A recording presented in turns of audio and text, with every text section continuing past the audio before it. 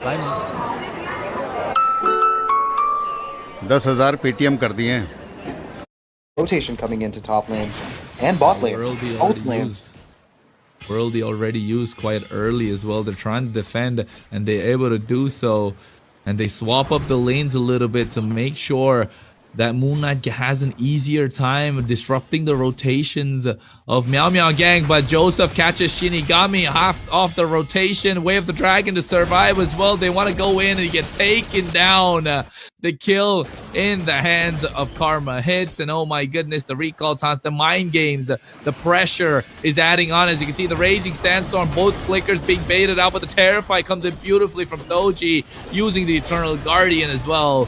But right now, Meow Meow Gang, definitely the aggressors, able to pick up the orange buff and starving out the Boilman right now, not giving him any advantage that he needs, making him crave, getting him hungry for the kills that he so badly needs, waiting for a mistake while Toba did make that one. And looks like Meow Meow Gang in the driver's seat right now, Crooks. It's not looking too bad because it's 6-2 and there's only a 1,700 gold difference. And no, 2,300 gold difference actually.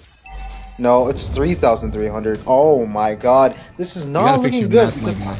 Yeah. I was actually kind of like confused a little, but thinking about that, we can see a lot going in the mid lane, because even if Moon Knight and everyone actually have a little bit of an easy time peeking farm, it's all that matters is what happens in the mid lane, because what happens in the mid lane leads to a snowball onto the side lanes, and this is really not looking good for Venom Esports. Yeah, Venom Esports not looking good at this point of time. Trying to find answers, not able to do so. The turtle is up. They want to go in. Shinigami, Jikundo gets a knock up, but at the same time, penalty zone was used as well. Joseph using the Spear of Alpha to make sure he gets some sort of control. They use everything except the kitchen sink on towards him, but guess what? The backline left empty. Meanwhile, on the bot side, they get a solo kill. Moon Knight able to pick up something in return, while the Boilman is made to run away by Joseph with the Spear of Alpha. Thoba still standing and standing proud. He's swinging the hammer, wants to defend, but not able to do so.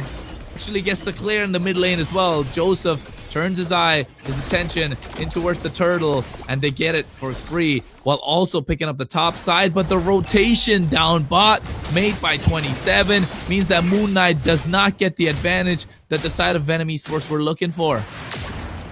Not gonna happen. 27 has good map sense. Plus, the hero Khalid has so much value in terms of rotating. Toba opens up Moon Knight's plans of baiting out the Khalid by that first skill. It's not looking good because any engages is not going to work on 27 because he has good map sense, and even if the map sense is there, it's more about luck, and Moonlight has, not Moonlight, 27 has more of that. Yeah, you know what, folks, for those of you who are watching, make sure you share the stream. Of course, right now, feels like this is going to go all the way. This is going to go the distance. This might go even into the late game. Yes, Joseph is getting a little aggressive, but Moon Knight here standing loud and proud, gets pincered by the rest of the team. And guess what? Spear of Alpha makes him unstoppable. Joseph is dominating this game. And right now, they want to get this bot lane tier 1. Shinigami goes with the Jeet Kundo and able to survive. Toji backs off, but guess what? Joseph with the re-engage onto her Shinigami, flickers with the Way of the Dragon, but there is no damage being dished out by the Boilman, and you can see the recall taunts coming in with the electricity that the side of Meow Meow Gang want to provide. The cats, the felines, clumping up together, looking to destroy the snakes one at a time, clawing their way to victory, getting the mid lane control, getting the bot side tier 2 as well. They go in for the circling eagle, but able to get out of harm's way through the enhanced sword is the Boilman. And right now, like Meow Meow Gang, they're starting to get the advantage slowly, but on the top side, Toba gets taken down. Mirio is getting his item power spike that he needs. This team fight slowly being extended as well, but seems like they don't want to fight. They call it quits, the side of Venom Esports, but oh my goodness, Shinigami, what is he trying to do? Shinigami's trying to actually get the kill onto the Lilia, but it's not going to be useful because Lilia still has the black shoes. I don't know what he was thinking.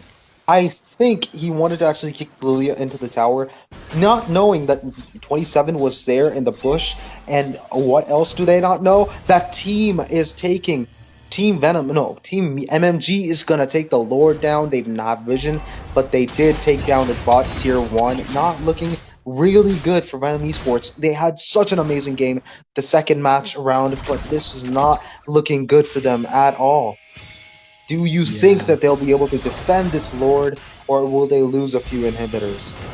Yeah, I don't think they should lose an inhibitor right now. They should be able to defend quite comfortably unless the side of Meow Meow Gang get that synchronized push, right? Eternal Guardian used already, so that's a big resource. Jeet Kundo goes in, he has the knockup, but the Spear of Alpha misses. But the penalty zone on towards 4. The crossbow tank is unlocked with the Raging Sandstorm. He catches 2, he gets a double, but he falls down in the hands of Moon Knight, who gets taken down as well.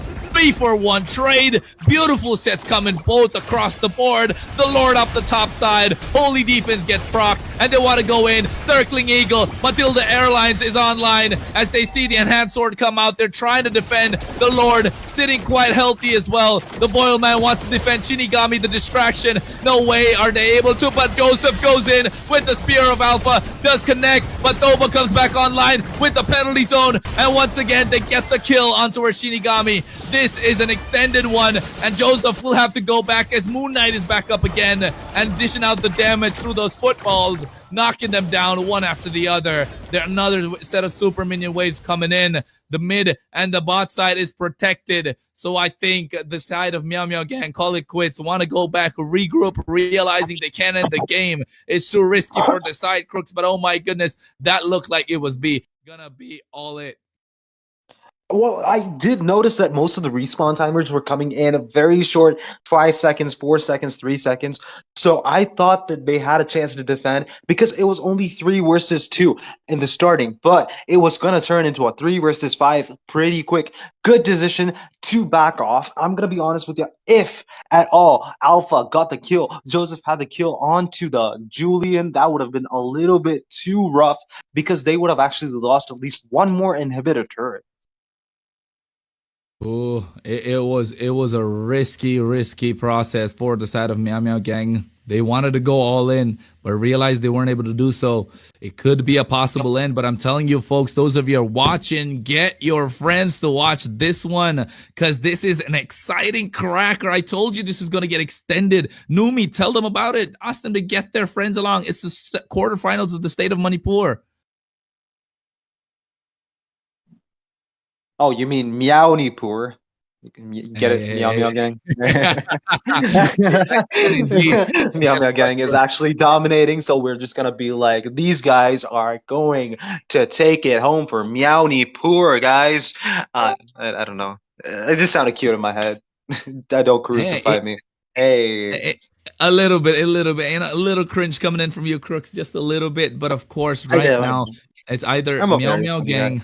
It's either Meow Meow Gang that's gonna take the victory and get the snowball. That is perfectly set up for them right now. Look at the goalie, right? 9,600. It's usually Be Dhanteras ready in 10 minutes. Get gold. I really want to take a look at the items because that could be the difference maker here. Wait, why does Show have radiant? I am so crooks. Yep. Hey. So sorry. I was shouting on top of my lungs and I didn't realize I was on mute. Hey, but it's okay, Numi. Oh, no. It's all right. We're Oh, back in the no. game already. But Crooks, you were saying, what about the itemization? I don't know why Cho has a radiant armor right now because Athena's shield would be so much more value. But then again, I think Lilia's burst damage could be negated with the radiant armor. But I personally experienced Athena's shield do a better job. So I'm kind of confused with the itemization there.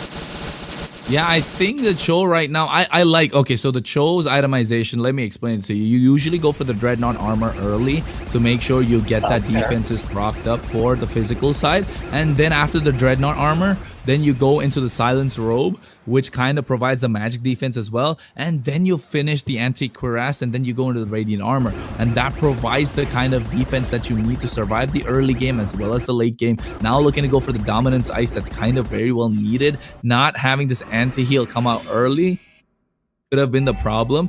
And of course, even the Julian, the Boil Man, opting to go for the sustain route with that Blood Wings early and not this first item Genius Wand means that they'll be lacking the damage. They're looking to get the Holy Crystal late enough to get the damage. And once again, Meow Meow Gang get the Luminous Lord, and 27 here, trying to get that damage going through the Raging Sandstorm. I still want to take a look at the items and see where Mirio currently stands, of course. And looking at the fact that it's almost late game, he has the duo complete, the Corrosion Scythe and the Demon Hunter Sword. Gets the Wind Talker. The Wind of Nature is available. So right now he has the advantage, but oh my Thoba goodness. goes down. Thoba goes down too early. I think mispositioned himself, didn't he?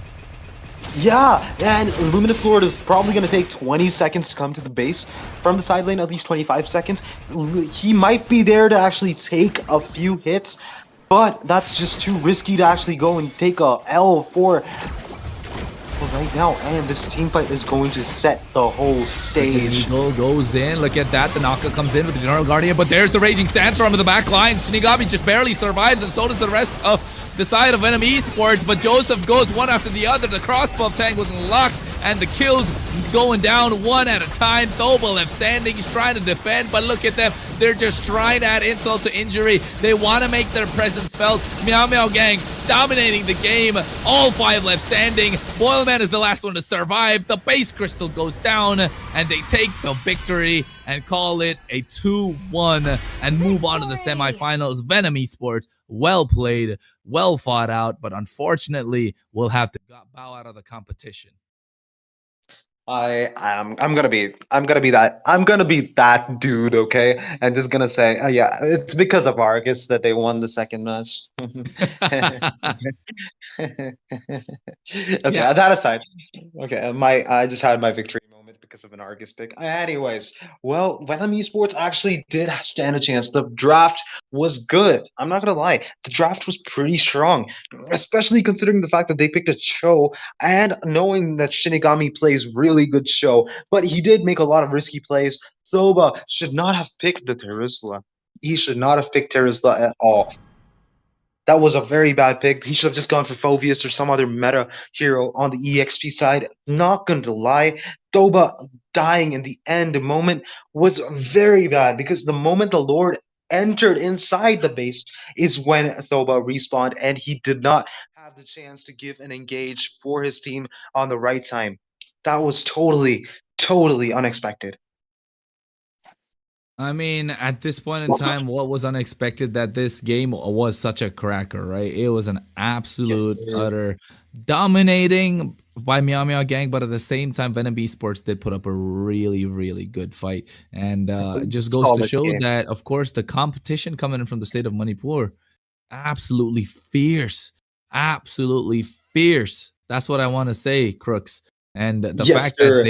that they stayed until the end, right? I know they won this game too because of the Argus. It's all right. We can call it. I know you're smiling and Wait, laughing wait, in the background. wait, Darth wait. Vader music comes in. Let me make my evil laugh. No. Okay, I'm good. I had my moment. Well, hey, Crooks had his moment, but guess what, Numi? Did it go the way you expected? Of course, we know you like the team of Meow Meow Gang, but this 2-1 game, it was an exciting one. What about the next one that's gonna be? Well, I mean, this match, honestly, all I'm happy that Meow Meow Gang won, but I'm also sad that Venom Esports lost because you know, this was one of the most exciting games in NEC, and I really, really enjoyed watching this. Also, this match going up till the best of three, because other matches were only one sided and there was two games being held. But then this match going up to three matches, I was very, very impressed, and I am very, very excited as you are also, Kronos. I actually, I feel sad for your voice, so I hope you drink lots of water after this. But yes, True. Kronos, And you deserve that. Get some water. Get some energy drinks, dude. You did a lot of Yeah, talking. I got mine. I got mine. Yes, sir. Back well, to you, Numi. well, anyway, since the match two has finally ended with Meow Meow Gang taking the win with a 2-0 and Venom Esports taking the loss. I mean, I wouldn't really say taking a loss since, like, Venom Esports did really, really well. Anyway, so the next match will be between 1D Esports versus Why So Weak. So we'll only wait for a few minutes and we'll be right back. And Meow Meow Gang supporters, please, spam Meow Meow Gang. Hey, hey, Also, hey, hey, please do hey. enter. Hey. It's the Yeah, yeah. W's in the chat. W's in the No, yeah, chat is what W's we in the need. chat alongside Meow Meow Gang for Meownipur, guys. Ha! Meownipur.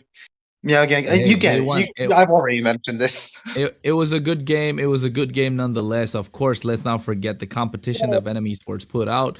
They played an Yes, absolute sir. beautiful game. It was a good performance. But right now, of course, Meow Meow Gang moving on to the next phase into the semifinals of the state of Manipur. Yes, Meow Meow Gangs were favorites of a couple of teams, but don't forget, Venom Esports also have their own fans, and of course, we'll be looking to see their comeback in another tournament, in another time, but not unfortunately, not at the Northeast Cup, which is powered by Battle Lines Esports. Right now, we're moving on into the short break. We'll be back, folks. Don't go anywhere. Stay tuned. Hi guys, I'm so excited to tell you that I just received my cosplay outfit. I am so excited for the Northeast Cup. Also, just to let you know that the prize money for Mobile Legends cosplay event is 25,000. What? 25,000? Yeah. Like for real, 25,000? Yeah.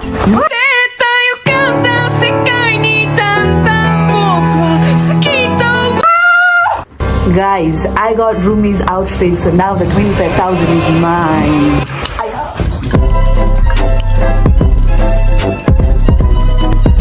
Guys, I'm running away. I got my stuff.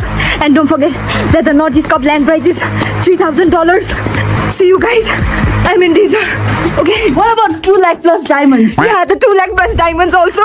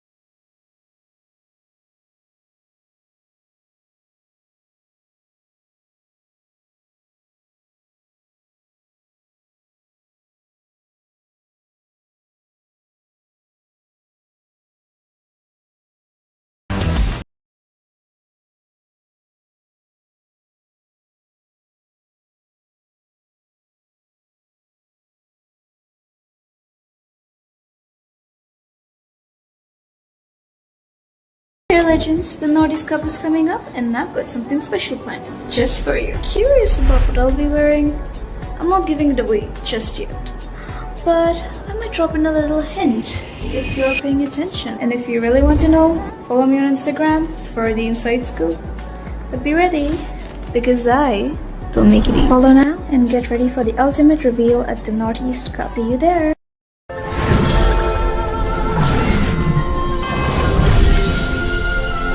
I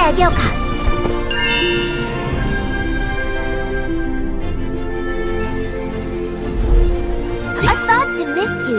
Another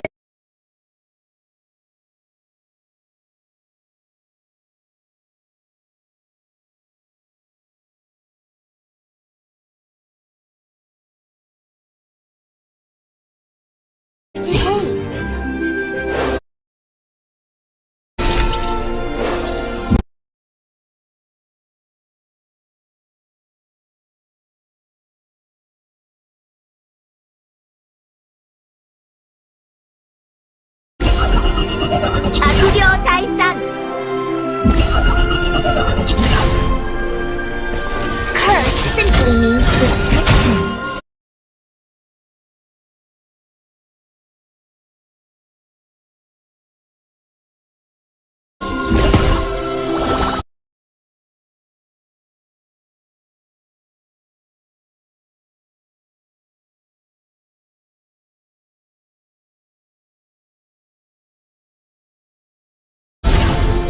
It seems that very few people know about Omnilda.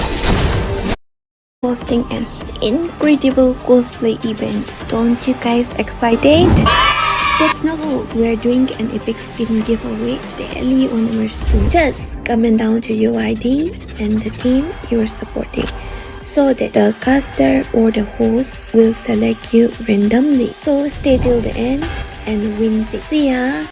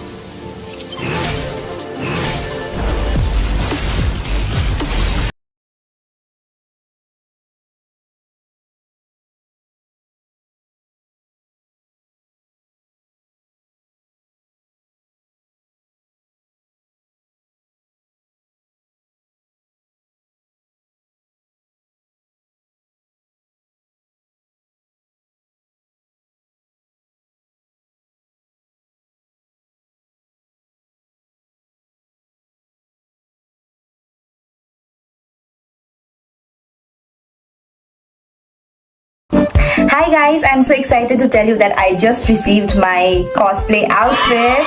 I am so excited for the Naughty's Cup. Also, just to let you know that the prize money for Mobile Legends cosplay event is 25,000. What? 25,000? Yeah. Like for real, 25,000?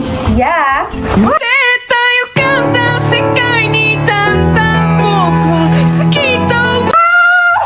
Guys, I got Rumi's outfit, so now the 25,000 is mine.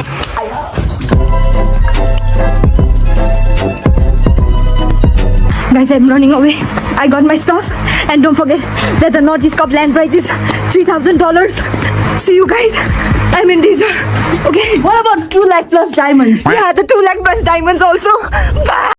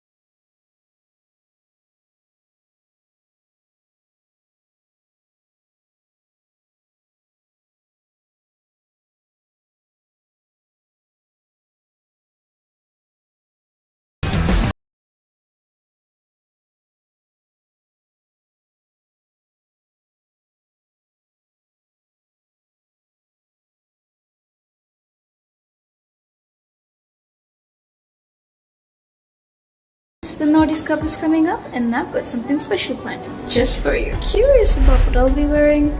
I'm not giving it away just yet, but I might drop in a little hint if you're paying attention. And if you really want to know, follow me on Instagram for the inside scoop. But be ready, because I Don't make it easy. Follow now and get ready for the ultimate reveal at the Northeast Cup. See you there.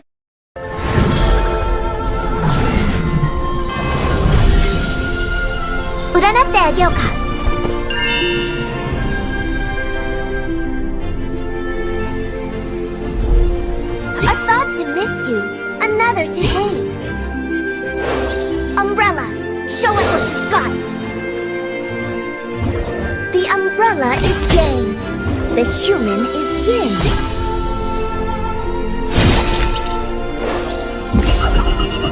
Akugyo Taisan. Curse simply means restriction.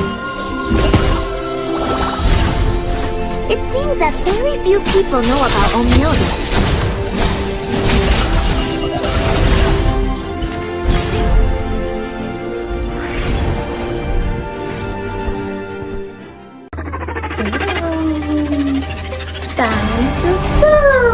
Chokyo Mokyo.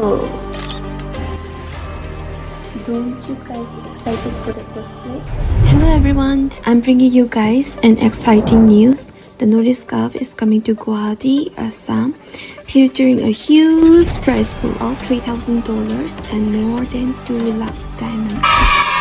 And also, we're hosting an incredible cosplay event. Don't you guys excited?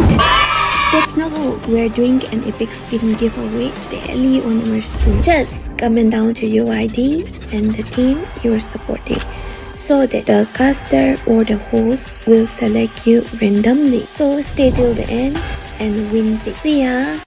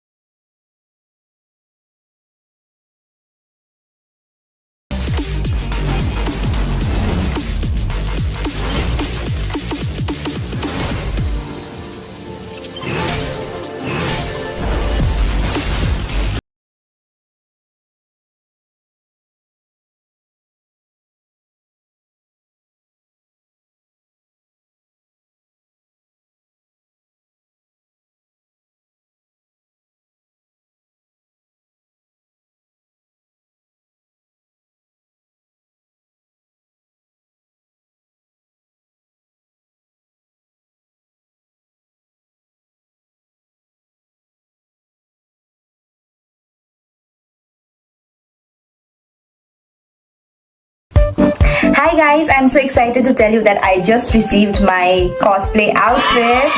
I am so excited for the Northeast Cup. Also, just to let you know that the prize money for Mobile Legends cosplay event is 25,000. What? 25,000? Yeah. Like for real, 25,000?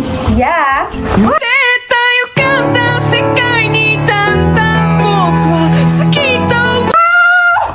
Guys, I got Rumi's outfit, so now the 25,000 is mine.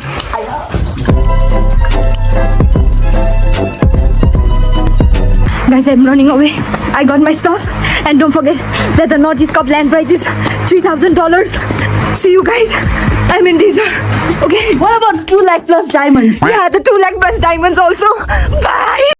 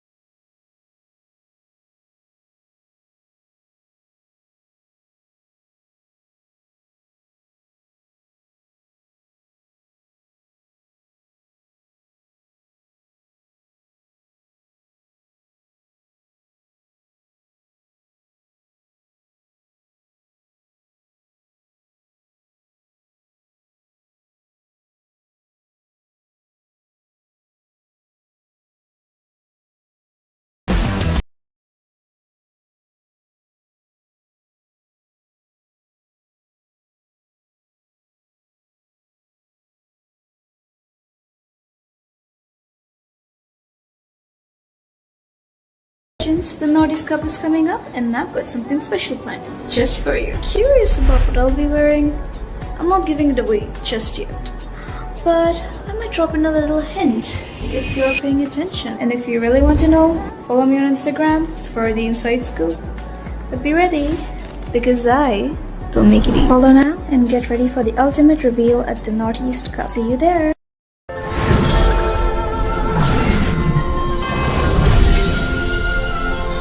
A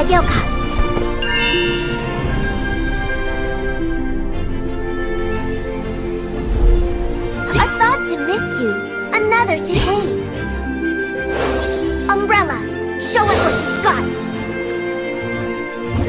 The umbrella is yang, the human is yin.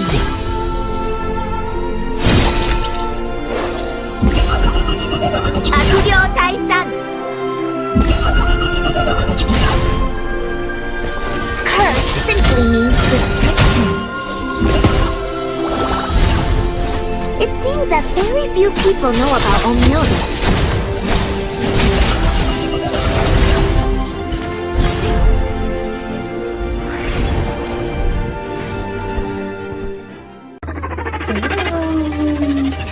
Time to fly! Chokyo Mokyo! Don't you guys excited for the cosplay? Hello everyone, I'm bringing you guys an exciting news. The Nordic Cup is coming to Guwahati, Assam, featuring a huge prize pool of $3,000 and more than 2 lakhs diamonds. And also, we're hosting an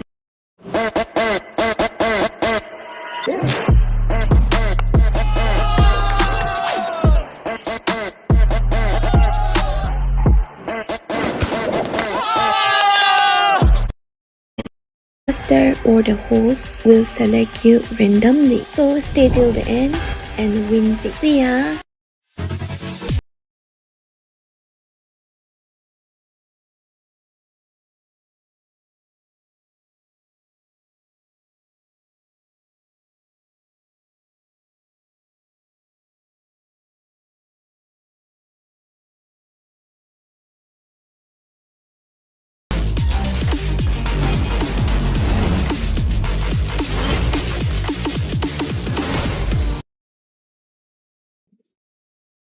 And I think that just shows that you can't write off any team as of now, right? Every team is good so far. They've fought it out. They've come to the quarterfinals of the state of Manipur. So I feel like both these two teams are going to give us a very interesting fight. And I have a question for you both. Like you guys know that MLBB in India is very new, and the players are evolving at a great speed to the adapting to the meta. And we're gonna witness an action-packed game between the teams ID Esports versus Why So Weak, and they are the top 8 teams in the Manipur right now. And it's going to be a clash of titans. As a seasoned casters, what do you guys think are the key elements that makes a great MLBB team?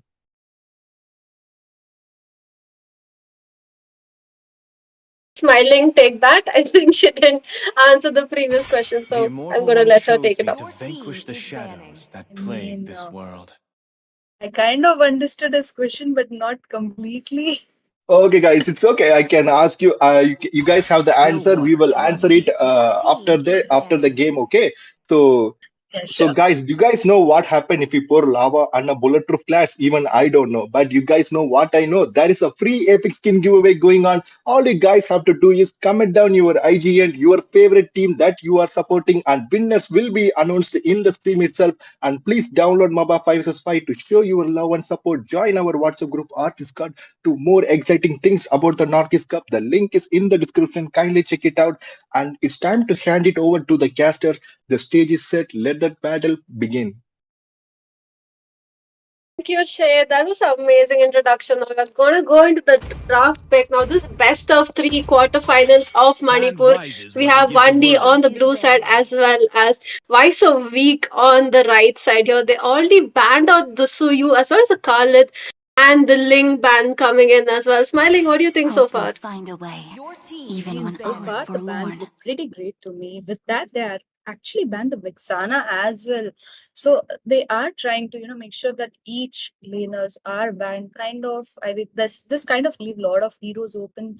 Probably, Phobius or Argus, or maybe, Argus right now is kind of trending. People are going in with that pick, but again, it's a very risky pick because you need that late game for the Argus pick. So yeah, I think they need that, proper draft which will help them win. And probably they still have the two bans. They can go in for the Zushin ban, they can go in for those Phobius ban, as well as maybe they can go in for some tanky bans as well. Like, the Ruby is open, Alice is open. So, yeah. True. I mean, you were talking about the Zoshins, they already banned it out from the side of Team 1D Esports. But you were talking of the Argus pick, right? I think Meow Meow Gang, I think in the last best of three that we had, they had a bit of a problem with that Argus. But it's not always viable, right? It's sort of a pocket pick. If you can pull it out, you pull it out. But if you can't, it's best to keep it away from your draft. Now, they're going to ban out the chip as well. So, pretty standard bans here so far. We're seeing smiling, but they do ban out the Vexana. So, do you think we're going to have the side of Team 1D Sports pick up the Aurora early, or do they want to maybe go for that 4 years? I mean, they have the choice of Aurora, they have the choice of Phobius. They can go in for both. To be honest, that they have banned out two of the very OP mages like that Vexana as well as Zushin. They can probably go in with that Aurora as their first pick, but then again, they'll be losing the Phobius in this situation. So it's a highly risky first pick. So again, they will be losing Aurora as well. So as you mentioned, Phobius is available and Phobius is going to be picked off. That means Week still has a chance to go in for that Aurora, because Aurora is a very, very strong mage after Vexana. I would still prefer Vexana first, but again, Aurora is strong at this meta. She deals a lot of damage, and the scope is very high if you're going for the team fight composition. You need someone to deal the damage, someone to, deal a lot of damage to your opponent. So yeah, they can, but why so weak? Actually have gone with Alpha as well as high loss pick. I mean, Alpha, understandable, a very strong jungler who's going to deal a lot of true damage. They had many options, but again, Alpha is a strong. But talking about high loss, if they are going to shift that high loss in Rome, knowing that right now he isn't that tanky enough, do you think that's a smart pick coming in, or they're going to just shift the high loss in the EXP to have the tanky composition which they are I'm looking for in the draft? expecting, yeah, I'm expecting maybe a high-low CXP this time around. I think they can flex something else in the roam. Maybe even go for that Angela Alpha combination that we're seeing quite a bit, right? This Alpha, though, I mean, I think he's getting picked quite a bit, especially in the Northeast Cup. But even if you see the MPL scenes, he is one of the prio picks in any teams as of now. Now, 1D Esports, they already pick up the Matilda to deny that Alpha Matilda combo, and they also pick up the Lilia. Now, Lilia, I think, uh, getting picked a bit too early because right now there's only the Alpha and the Hylos there on the other side right now. 1-1 has been picked, so Lilia's going to have a hard time picking her off. I mean, she does have the black boots to escape, but she might not be able to deal all those damage that she needs with the glooms, especially with the movement that's coming in from the 1-1 and the alpha on the other side. So I think a bit too early with that mace pick. Maybe they could have held it off, but I really like that 1-1 pick, right? I think she's gonna have a good time. But look at that here, smiling. She's up against the Phobius. I mean, is she gonna be able to dodge the Phobius? I mean, that's again based on how they are going to complete the draft. There are possibilities Phobius might be a huge pain for that 1-1, or it might be a vice versa situation because it's 1-1. And again, it's Phobius. You need a tight composition. And to be honest, it's not just, I don't think they went in with that Matilda pick to avoid that Alpha Matilda compositions, combinations, but I think they've gone in for that, Matilda and Phobius combinations. I guess you might have seen that in few of the tournaments. And to be honest, that's a very strong combination. And as you mentioned, the mage pick coming in, Lilia. Again, I am also doubtful with that Lilia pick. And they just banned out that Aurora in the second ban phase, probably they might go in with another mage ban. Because come on, if you're banning out already three mages, they might even ban that Valentina just to secure that there is no mage. But meanwhile, why so weak? They have gone in with this two classic bans that is going to be the High Loss as well as Nolden. That Ling and Suyo also is banned. That is quite a lot of assassins being banned out for this whole one game scenario.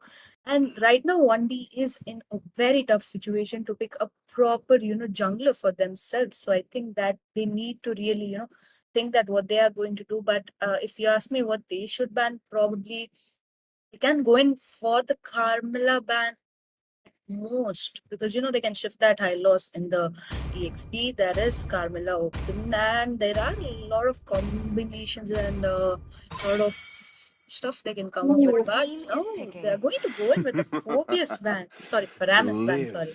Is to trick True. I was thinking maybe they would want to ban out the Valentina. I mean, Valentina, she could probably pick up the Phobius ultimate and give them a bonk for a bonk, right? So I was hoping they would have banned out the Valentina, but they're going to let it open. So that means the side of team Vice. I will keep calling them Vice so serious. I'm sorry. Vice so weak might just pick it up, but instead they're going to be going for that Edith pick since the side of team 1D already has the mage pick secured.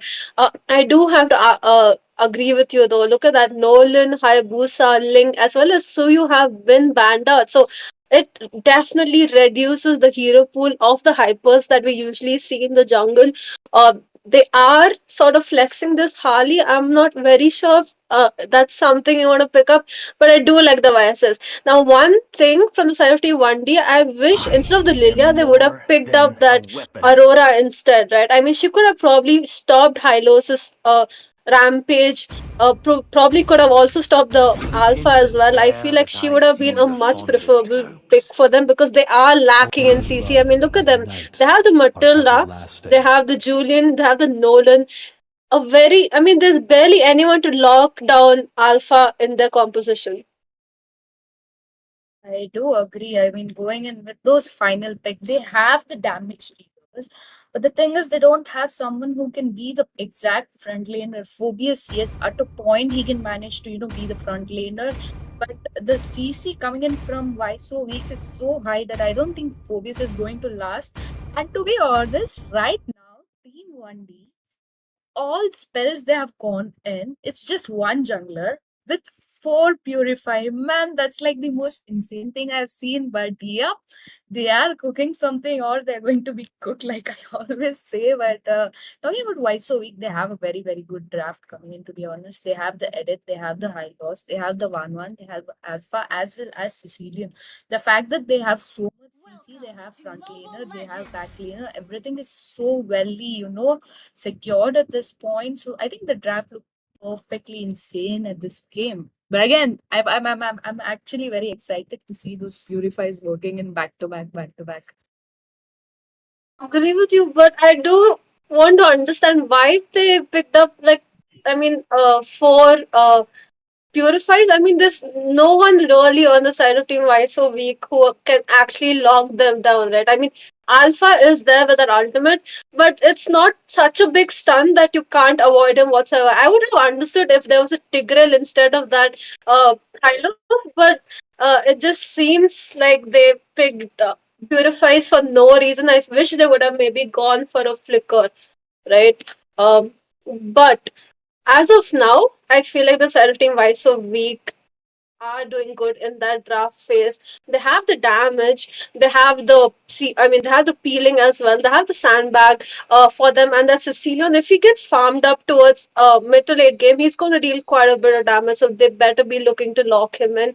But one more thing though, Phobius against the 1-1, right? Hopefully he does not get a Savage this time around because his name is Give Me Savage, so I think that's what he's expecting.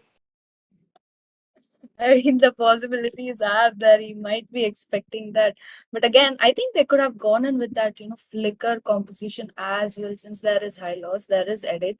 You need someone to, if Sicilian is just ulting on you, you need to back off. A flicker would be quite much handy than purify again, so possibilities are there. But again, I think they're just trying to play extra safe, knowing that the amount of damage that's going to be coming from that twice a week team is quite high. And yep, I think we can jump into the draft because pause is almost ending. So True. No. hoping to jump. Since there's a pause, I think we can tell the viewers that there's an epic skin giveaway going on daily in this channel, right? Anytime you guys want, just comment to UID, comment your support. That I think once you so every we're going to one so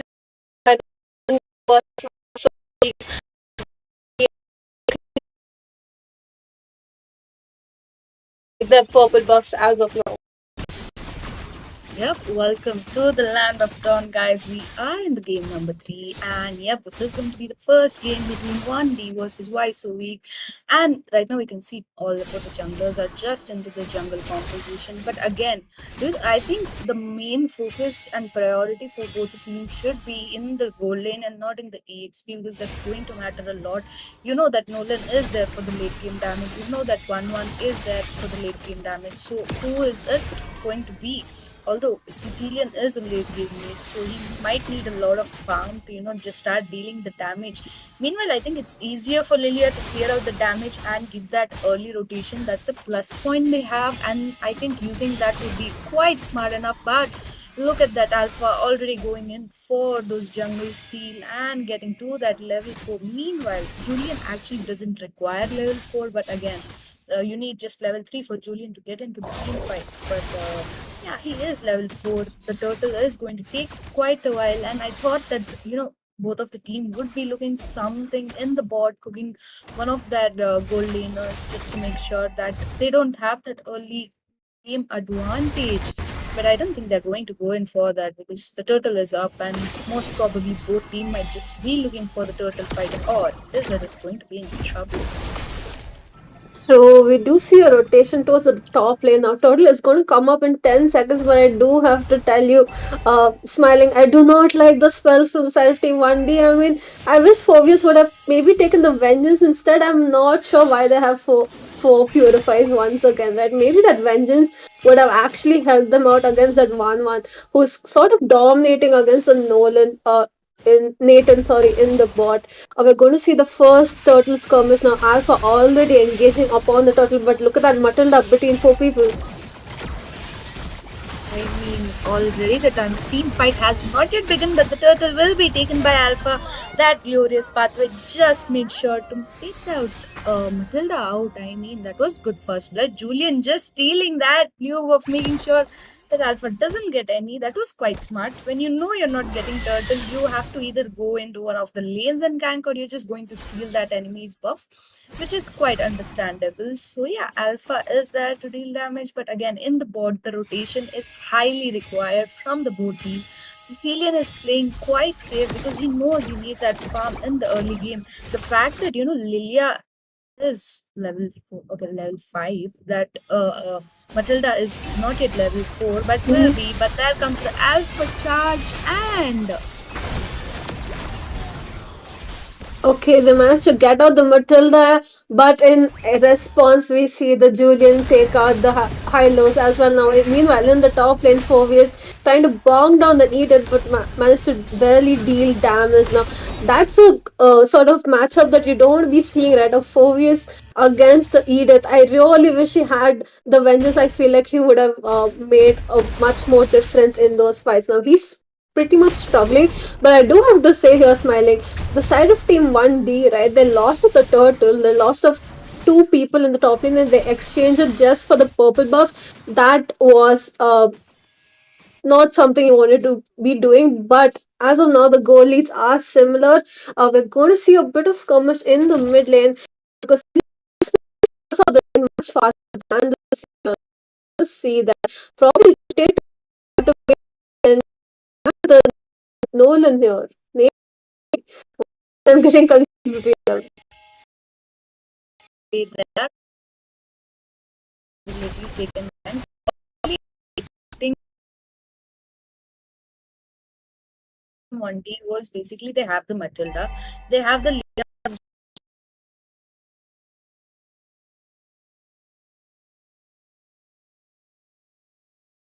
clear out lanes pretty quick. They have the Julian to deal damage. They could have gone in for a lot of skirmish, pick off one person at a time, where they have advantage, but not really. Julian is somewhat lagging. I mean, he is on 101, but the turtle, this is going to be the second turtle. The turtle is going to begin, and for the turtle fight, there is going to be a fight in middle. Lilia almost very low. Phobius using those unstoppable jumps. The glorious pathway will be provided. Meanwhile, Alpha just securing the turtle might be in trouble. Julian will be taken off. Meanwhile, Nathan will be forced to retreat. I mean, the distraction level why so weak. They put up in the mid just to make sure Alpha secures the turtle as well as their goal laner was quite smart. True, I mean, and they also lost to the jungle. Now, once again, Alpha engaging upon this Matilda. I wish she would have taken the flicker. I'm sorry, I'm going to be telling this the whole game. Those spells are really affecting them. Now, we're going to see them take out the bottom lane inhibitor as well. So that means 1-1 is going to have much more leeway to rotate around the map. The Egypt as well doing a very quick rotation back to the top lane, trying to chunk down that top turret. And we're going to see the Sicilian as well as the Hylos try to help her out there. Phobius already using her ultimate pretty quickly. He's going to be bonking them down in his turret, but they managed to kill him. No, almost. Okay, he is out of there. I do have to say though, smiling, Lilia has much better wave clear than the Sicilian, but it seems like the Sicilian as well as the Hylos are doing a much better job at rotating. I mean, they're everywhere, right? They're helping out every lane. And I feel like that's where the Seraph Team 1D is really struggling. It's definitely the rotations. I mean, I agree. The rotation is like, the fact that Lilia and Matilda also were together all the time and they yet couldn't manage to clear off the lanes and give those quick rotations while they have the advantage is very sad to watch. But yep, that Sicilian is getting farmed quite easily and Lilia might be in trouble. Will be retreating at this point, just using that ultimate quite quick off because the third turtle is going to be up again. Let me just remind that why so weak already managed to take the two turtle. They have the goal lead, they have the kill lead as well. And if I speak the fact that they have the turret lead, meanwhile Nathan in the bot quietly securing that turret was quite good. But this time the third turtle is up and the question is Julian in the position to secure this turtle or will be picked off? Because there is rotation. The high loss is doing remarkably great. Just make sure that Lilia is poked off to make sure that everyone is off the chart. But look at that, Phoebe is just going and standing, and right now he's going to start spamming the ulti, and this time Julian is going to secure that turtle quite freely. Alpha will make sure Phobius is going down just for that aggression coming in. I don't know, he was just going and standing there and providing Agent Matilda. But Lilia will be taken out. Nathan quite in trouble. There is Julian, but again, Nathan retreated quite well. But 3 members going down for a turtle. That's not great, and actually nuclear also is gone down. That is true. I mean, they lost quite a bit out in the little score. Well, but 3 members going down for a turtle. That's not great, and actually nuclear also is gone down. That is true. I mean, they lost quite a bit out in the little skirmish, right? They lost at 4 ways, and then they lost out a few other people, and they lost the turret as well. So even though they got that turtle, the goal lead is towards the side of Team Y so weak, right? They have a 4k goal lead as of now, and the Sicilian is dealing quite a bit of damage. Now, I do have to say though, this Phobius is just using his ultimate for no reason. I mean, especially on the Sicilian, he has no dashes now. Meanwhile, the Matilda goes in, catches the Sicilian, does Phobius' job for him, and they get that one very needed kill, right? Sicilian was already standing on 0-1-5, so he was pretty farmed up. He had a bit of gold, and I think that was a good pick off from Matilda coming in with that support with Lilia. So they did pretty well, but they are still on the backside, right? The 4k goal lead remains, and they're losing turrets back to back. Nathan here, he's trying his best to push down. He pushed down the bottom lane, but I think they have to maybe focus on the top.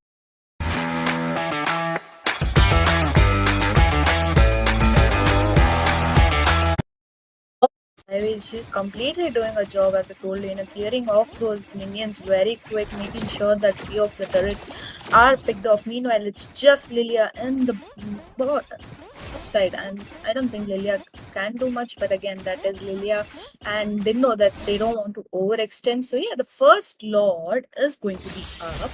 But right now, I think Waisu Week are definitely in a great position to pick off that Lord without any contest, because I don't think 1D is looking to even take a gank on that turtle. They know that, they have a very strong opponent who have a lot of CC, and just making sure that they just saw in the turtle fight, right? They saw that how three members were picked off just for the turtle, and if it was not for Nathan's ult, Nathan would have probably gone down too.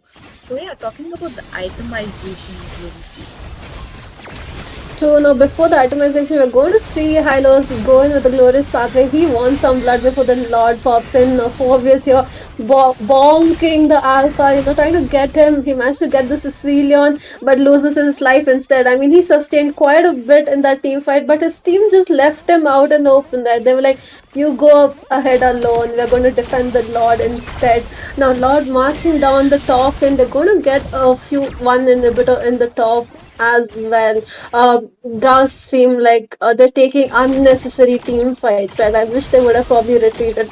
Now, we're going to see another skirmish in the top. They're going to get the mid lane inhibitor as well, and they do have the Lilia, so they can chunk down the lot pretty quickly, but they lose. I mean, they lose a lot, right? They lost 2 turrets already, and they lost the 4 views as well.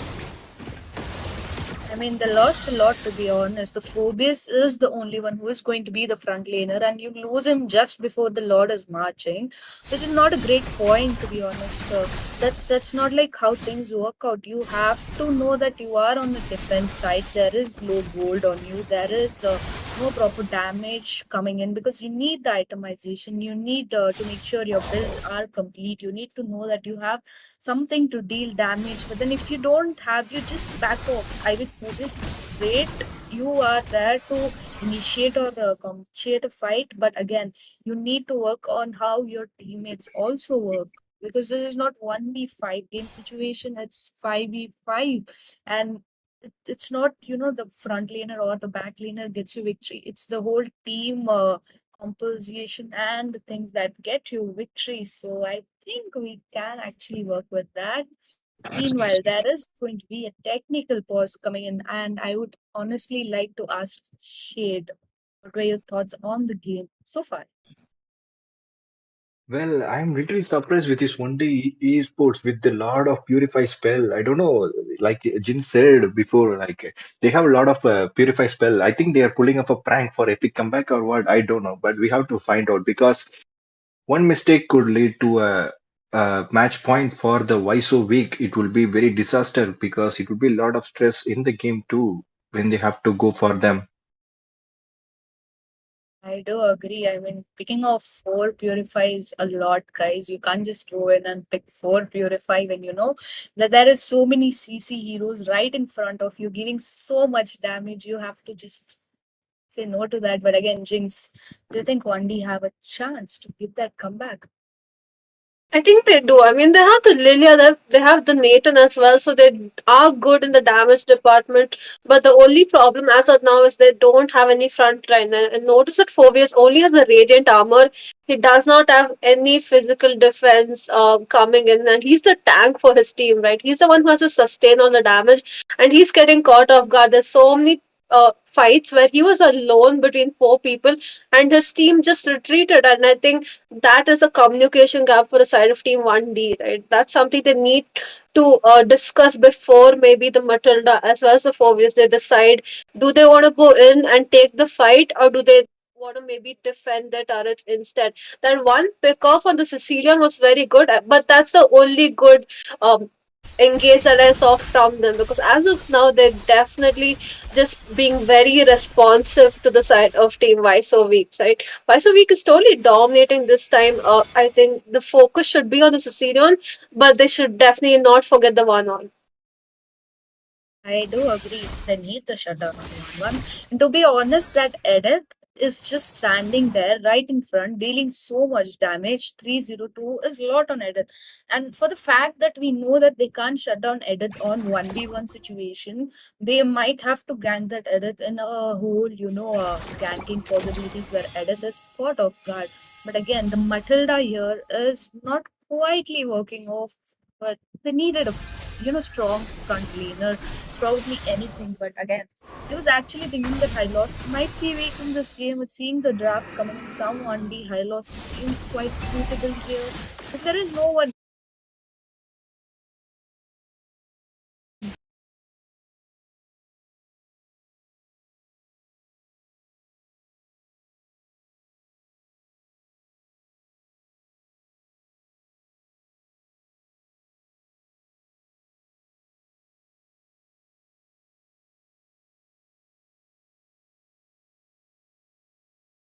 for the end at this situation by taking the Lord.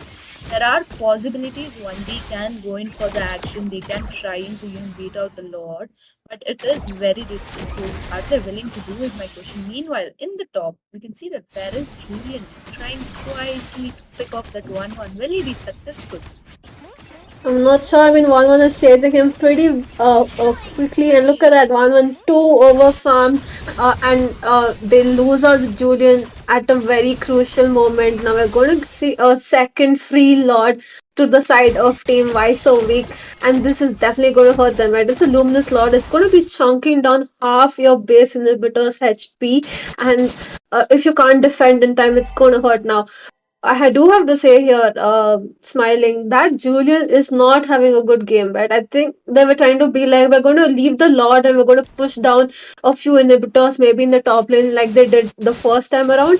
But this time it definitely didn't work out for them. He got caught off guard by the 1-1. It's just going to be very tough to catch if you're under farm. Now we're going to see the side of Team 1D try to, push down that mid lane inhibitor while the Lord marches down bot lane. Now Julian as well as Nathan trying to chunk it down pretty quickly so that it does not damage the inhibitor. But are they going to be able to do it? I mean, it's quite hard. They can do it. But yeah, they did it. I like the fact that they actually did it. But again, the main inhibitors are quite in trouble because there are those, huge minions which are coming around. Nathan trying to chunk the damage, but will be caught. Will he or not? Phoebus using the freeze right on time, but will be taken down by that 1-1 who is dealing so much amount of damage. And Alpha goes down by the Julian. That's not bad. Coming in for the defense, they managed to take down that Hyper. The shutdown was quite important. It was understandable, but again, the shutdown that really matters right now is that 1-1 and Sicilian. Those combinations are very hard actually. Sicilian is just dealing damage. 1-1 is there to poke off. Hylos is just there for I don't know what reason, but he is there. Meanwhile, I think he did a very good job in the defense here. So I think a pretty successful defense. Now, if you see the gameplay, it's always Phobius against four people, and then the other four members of his team going up against one person. I think that's maybe the sort of game plan. Let Phobius distract them while the rest of them pick someone off. Now, Matilda going in, she gets stung down pretty quickly by the 1-1. Phobius, though, still sustaining quite a bit of damage, but he does not manage to sustain those posts coming in from the Sicilian, and 1-1 escapes from there, as well as the high lows with just 1 HP. Now, those saying Nolan Nathan though might just get this Cecilion a bit of a surprise coming in for her. Is he gonna get the 1-1-2? But no, 1-1 is just being way too quick. She has to go out of there though because she's getting chunked down pretty quickly. Now the base though, the side of team for the side of team 1D, look at those minions. They're popping in. They need to focus on defending their base. I do have to say here though, smiling that Nathan is dealing quite a bit of damage. I'm having a problem with Nathan and Nolan. I think this happened to me previously as well, and it's happening once again. I mean, that happened when there was Nathan and Nolan in the single game. That was hard, but this time, okay, that's just Nathan.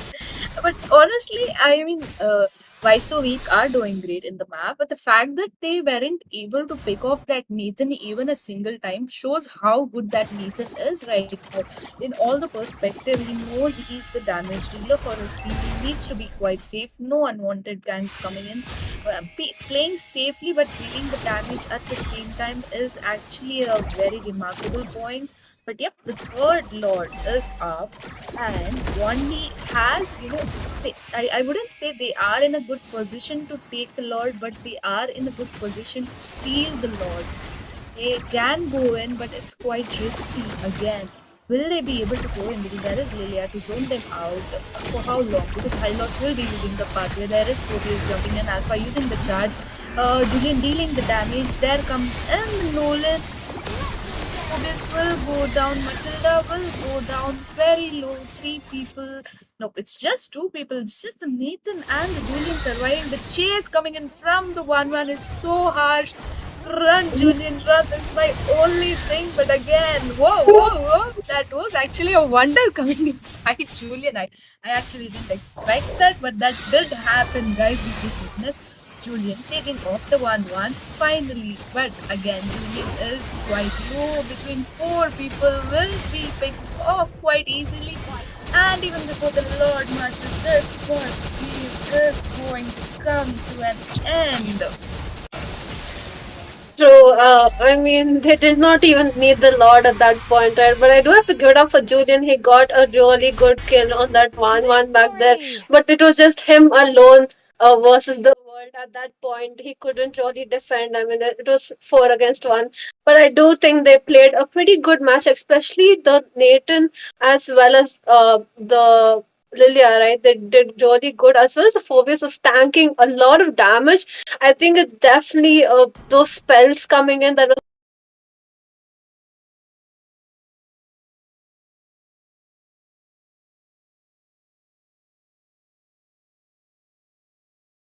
I think it's definitely those spells coming in that was affecting. Very disaster. If one mistake coming from the team one day esports, they will be eliminated from this game, and they are already in the edge of a cliff.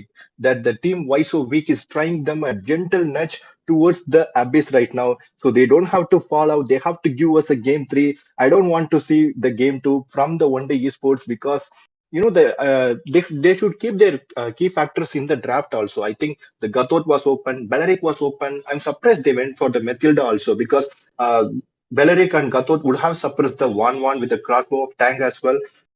So they don't have much frontliners. Only the Povius was the frontliners for the team one day esports. That was the big mistake coming from the one day sports. So we in the game 2, we hope to see they have these key factors in their mind and give us a better fight for this game 2 and take us to the game 3. So what do you guys think about the performance of the both teams in this match?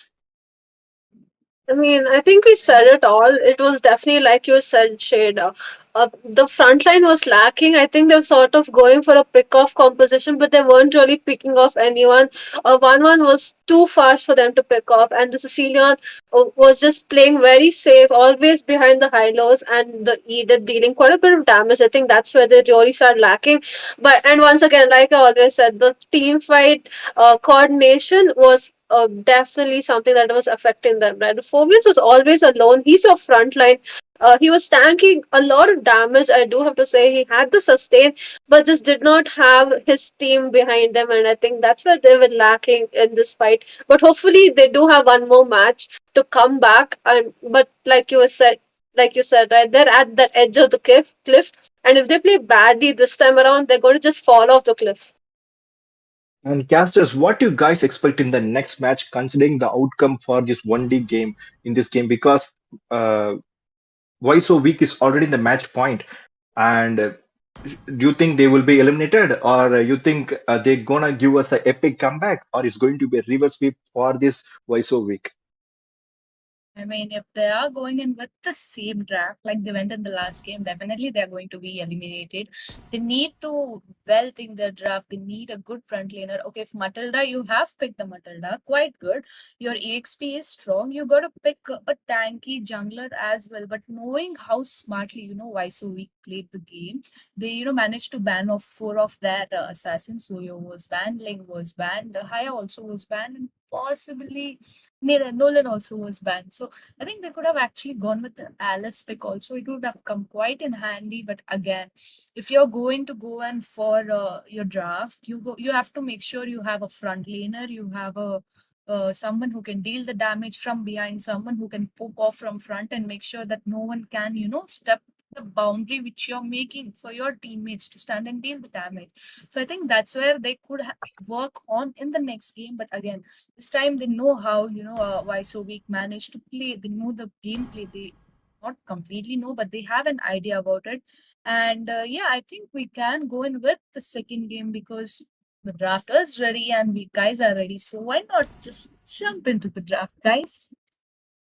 Yeah, so by the way, casters, what are the heroes you expect to see in this draft? Because this is game number 2 and match point for the Why So Week. So what are the heroes they're gonna bring us? Because it's a very crucial game for the Team 1D Esports right now. So what heroes you expect in the draft, and what are the heroes you think they're gonna ban also? I I mean, think it was right now I can great see. history. But during the first match, we saw the side of Team Vice a week ban out quite a bit of assassin heroes, right? They just did not want to be dealing with those assassins. So I think the side of Team 1D can just pick up the alpha early instead, right? Deny the alpha and maybe they get that tankiness that Smiling said they needed, and they get the front line as well. And also they might be able to counter the side of Team Why So Serious. So I think that's something they could want to try out, but it depends. I mean, we sort of don't know their hero pool, so we can't say so fast. All right, guys, the stage is set. Let the draft begin. Yep, let's just The jump immortal one right into chose the me to draft because vanquish the we are shadows already that there. So why plague not? this world. So far, we did see why. So we actually did a very good game in the first game. They, mind played 1D with the draft section where they banned out all the assassin, leaving that pool less. Also, the mage pool was kind of limited. I mean, they had the chance, but while they had the chance, they missed it off. But meanwhile, this time we are going to see in the first ban phase the Khalid is going to be taken off, the Suyo is going to be taken off, and I'm guessing in this game they might actually go in for the 1-1 ban if possible because there was why so weak. The 1-1 was quite good. There was no one to pick off. They can leave the 1-1 open if they have someone really strong who can counter out that 1-1 in any given situation or possibilities during the whole game. But yeah, those were the possibilities. And in the last game, we Still saw the waters Ruby run ban. deep. This game, we are again going to see the Ruby ban. Ling is going to be banned off. There might actually be a Nolan ban, or maybe the chip is still open. I was actually wondering which tank I was missing games, and chip was open. Chip is still open, to be honest. Zushin is banned off. Will Waisu Week be leaving the chip open at this moment? And definitely that Vexana is going to be banned off and chip is open. Do you think 1D is smart enough to, prioritize the chip and pick that chip in the first place? I mean, like I said in the Casa that's right. I'm not sure about the hero pool, but chip is not something you want to be giving up. Definitely not to Vice or Week, right? Because they already won the first game with the chip is just going to make the second game much easier for them. I hope they pick it up, or maybe they could even just go for the Fovius instead. Because, like, I think the Fovius was doing extremely well. It was just that he did not have his team support. So hopefully this time around he can pull off that 4 years pick. But it's already 10 seconds and looks like they're still deciding. And I don't think they're going to be going for that chip here smiling. They go for the gut out instead. And this time he has a vengeance. So I'm at least happy about that. I mean, honestly, I'm happy about too. That vengeance, and there goes the healing spell on that Gatotkacha, which is smart enough. I'm not gonna lie. I just want someone to pick Chip, man. I mean, that's going to change your whole draft, all the situations, even possibly.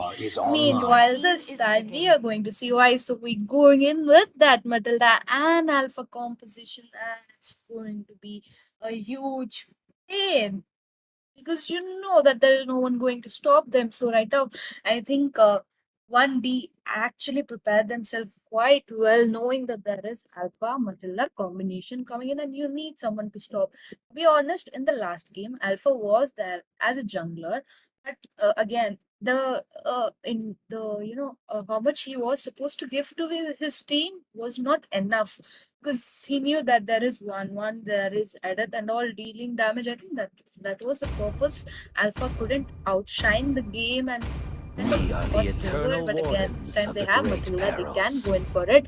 Meanwhile, 1D again giving a surprise picks coming in. This time it's going to be that Karita as well as Amon. I mean, Jinx. Come on.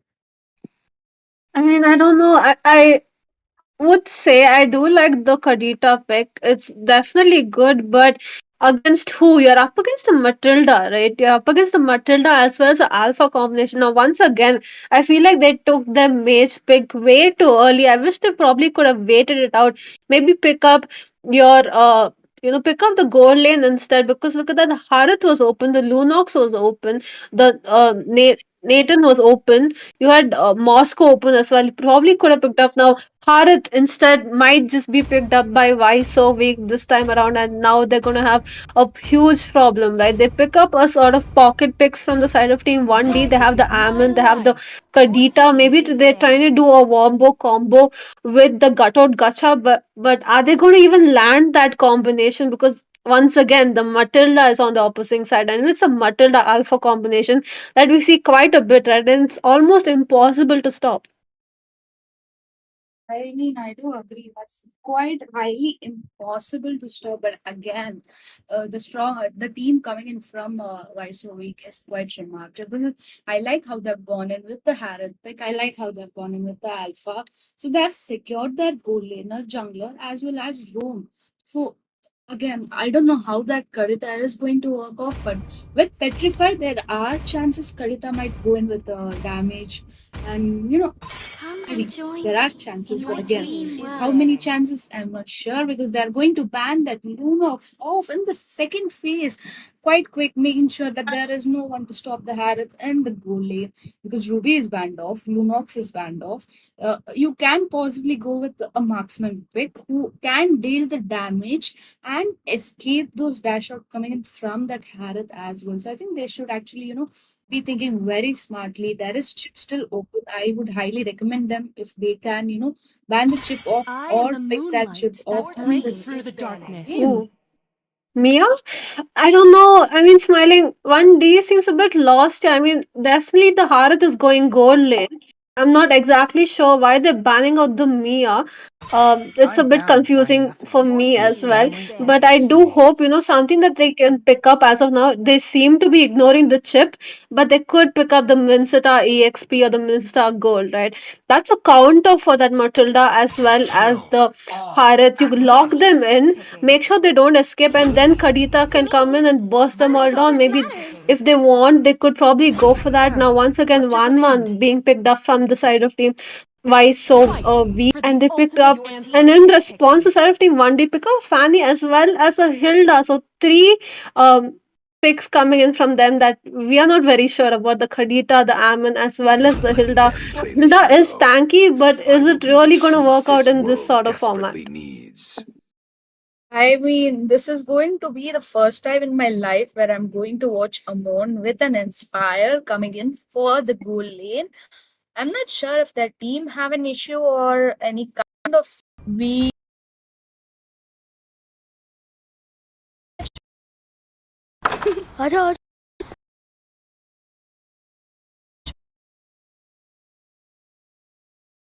on this. So, I love my coffee trap. Oh my God, what is this trap? So they draft even one day is trying something new here, but I don't know what they're trying to do here. They are edge right, and so we is some the cliff. They don't have to fall. They have to make them go to the game number 3, and they have to give their best in this draft, because it's going to be for the why so weak and why so weak. Their name itself, they are saying, why are you so weak? So they have to answer back. The 1D has to answer back to them with their gameplay for this game number 2. So let's hope to see something amazing happens in the game number 2. I mean, I'm actually hoping that happens. There was a glitch, but again, I was quite shocked. As you said, coffee was spilled. I just choked up on it. But again, guys, the game number two is still going to go on. We are going to see the new draft coming in, and honestly, either you ban the chip or you pick the chip. I mean, I'm literally speaking out facts for 1D. I'm giving them, the whole map situation where they're going to have an amazing front laner just to provide you vision, deal damage. You don't even have to do anything. You just open your result, you're there, you deal the damage, and you go back to your lane. You go back to doing your business again. But again, I'm not sure what they are going to do. We'll have to just wait and watch. So Jinx, True. Now we're gonna go back to the draft. Hopefully, they do change it up this time around.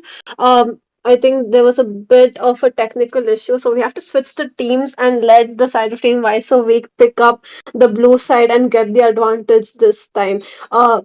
But like you're talking about, right, Shade, I think he was a bit traumatized by the draft as well, and so was I. I mean, you picked up quite a few pocket picks. You picked up the Khadita, you picked up the Ammon, and then you go and pick up the Hilda. Now, like Shade was saying, right, it's good that the teams want to try something new, but is this really the place to be trying something new? I mean, I was if it was a first game, you could have gone and like just now we saw in the last game, Meow Meow won the first game, and in the second game they were trying to try out their new picks, which is when they realized that that's not going to happen. Let's just stick back to our draft, and then they went in for the third game. They took the victory home, so that was quite understandable. Meanwhile, I think this time the draft is quite ready and we might possibly jump into it. I'm not sure if they're going to have the same pick or Yeah, they're gonna have any such different picks, I situation. think, this time. So they're gonna do a redraft completely. So I'm looking forward to that. I was a bit scared for the side of team 1D, right? It was just so confusing. Now we're gonna go back to the draft pick here. We're gonna see if they have something new planned this time around. Now, once again, guys, this 1D versus why so weak. Time to hand it. The stage is set. The draft begin.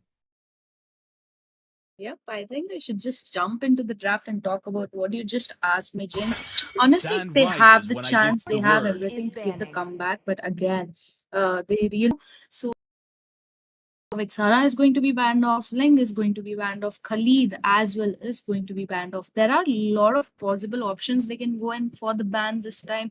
They can, again lock in. I'm saying ban in the phobias if they are not getting the advantage to pick that phobias. Because honestly, if why so we go in again with those tanky The Immortal composition, One they are chose me planning to to vanquish the mark those shadows that heroes plague off. this It's going to be world. quite a tough time for 1D. But yeah, they are going to go in with the Suyo ban. And they have last two bans coming in though. Oh, but once again, smiling, I'm noticing that they're banning out those assassins, right? Especially from the side of team Why So Weak. They are really focusing down on the assassin hero pool. They ban out the Ling, and the side of team 1D ban out the Suyu. So that means the Nolan is still open. Hayabusa is still open, though I don't see many people picking him up. But that Alpha, right? I feel like it's going to be a contest for the Alpha, like many teams are doing so far. I feel like he's going to be the game changer this time around. And look at that, the chip gets banned out. So I think you're happy here, smiling, right? Finally, he gets banned. I mean, honestly, I was just looking for someone to pick the chip rather than the ban. But I think Week just went in and heard me telling, pick the chip or ban the chip. And that's where they're like, okay, fine, we'll listen to you. We are going to ban off that chip. With that, they're going to make sure that, Zushin also is banned off. That's actually leaving a huge, huge amount of hero pool situation. We are wanting this whole combination since the game one. So I think we should just give it to them and be like, okay, you can have it. But again, it's up to 1D. I'm not asking them to do that, but they can possibly do that, or they can go in for a a phobias pick as well as Gatot. Or maybe they can just go in with the Gatot pick as their first pick and a very strong mage. And they're going to go in. Whoa, whoa, whoa. Ruby was open. Yeah, Ruby was open, but I would have preferred the Alpha. I mean, I am 100% sure the side of Team Visovic is just gonna pick it up, and then we're gonna see that Matilda Alpha combination. Now, once again, 1D pick up the mage way too early here, smiling. It's getting on my nerves, right? Now, why would you pick up the Valentina so early in the draft when you have no clue the hero picks of the other side? You don't know which ultimate you're going to be getting. It's definitely going to hurt your team combination. I mean, she does get the alpha charge this time around, but if the side of team Vice Series pick up the 1-1 once again, or they pick up maybe the Harith, it's going to affect that Valentina pick. But I do like the Ruby pick though. Not sure where we're going to see her. Is she going to be the gold laner for the side of team 1D, or is she going to be playing EXP? Maybe even the Rome. Definitely a flex pick though. I prefer her in the gold lane. Hopefully she can counter the gold lane pick of the side of team Vice Series. Now we're going to see the Gutout Gacha also get picked up by Charizard here. So the side of team 1D, they're blocking the draft, right? They had the front line already with that Gato Gacha as well as the Alpha, and then they have that dive coming in from the form of that Matilda. So they are looking pretty strong. But 1D here, what are they going to respond with? I hope they pick up maybe the Minstra, maybe the Fovius as well. They need a brick wall as of now. They need some tankiness.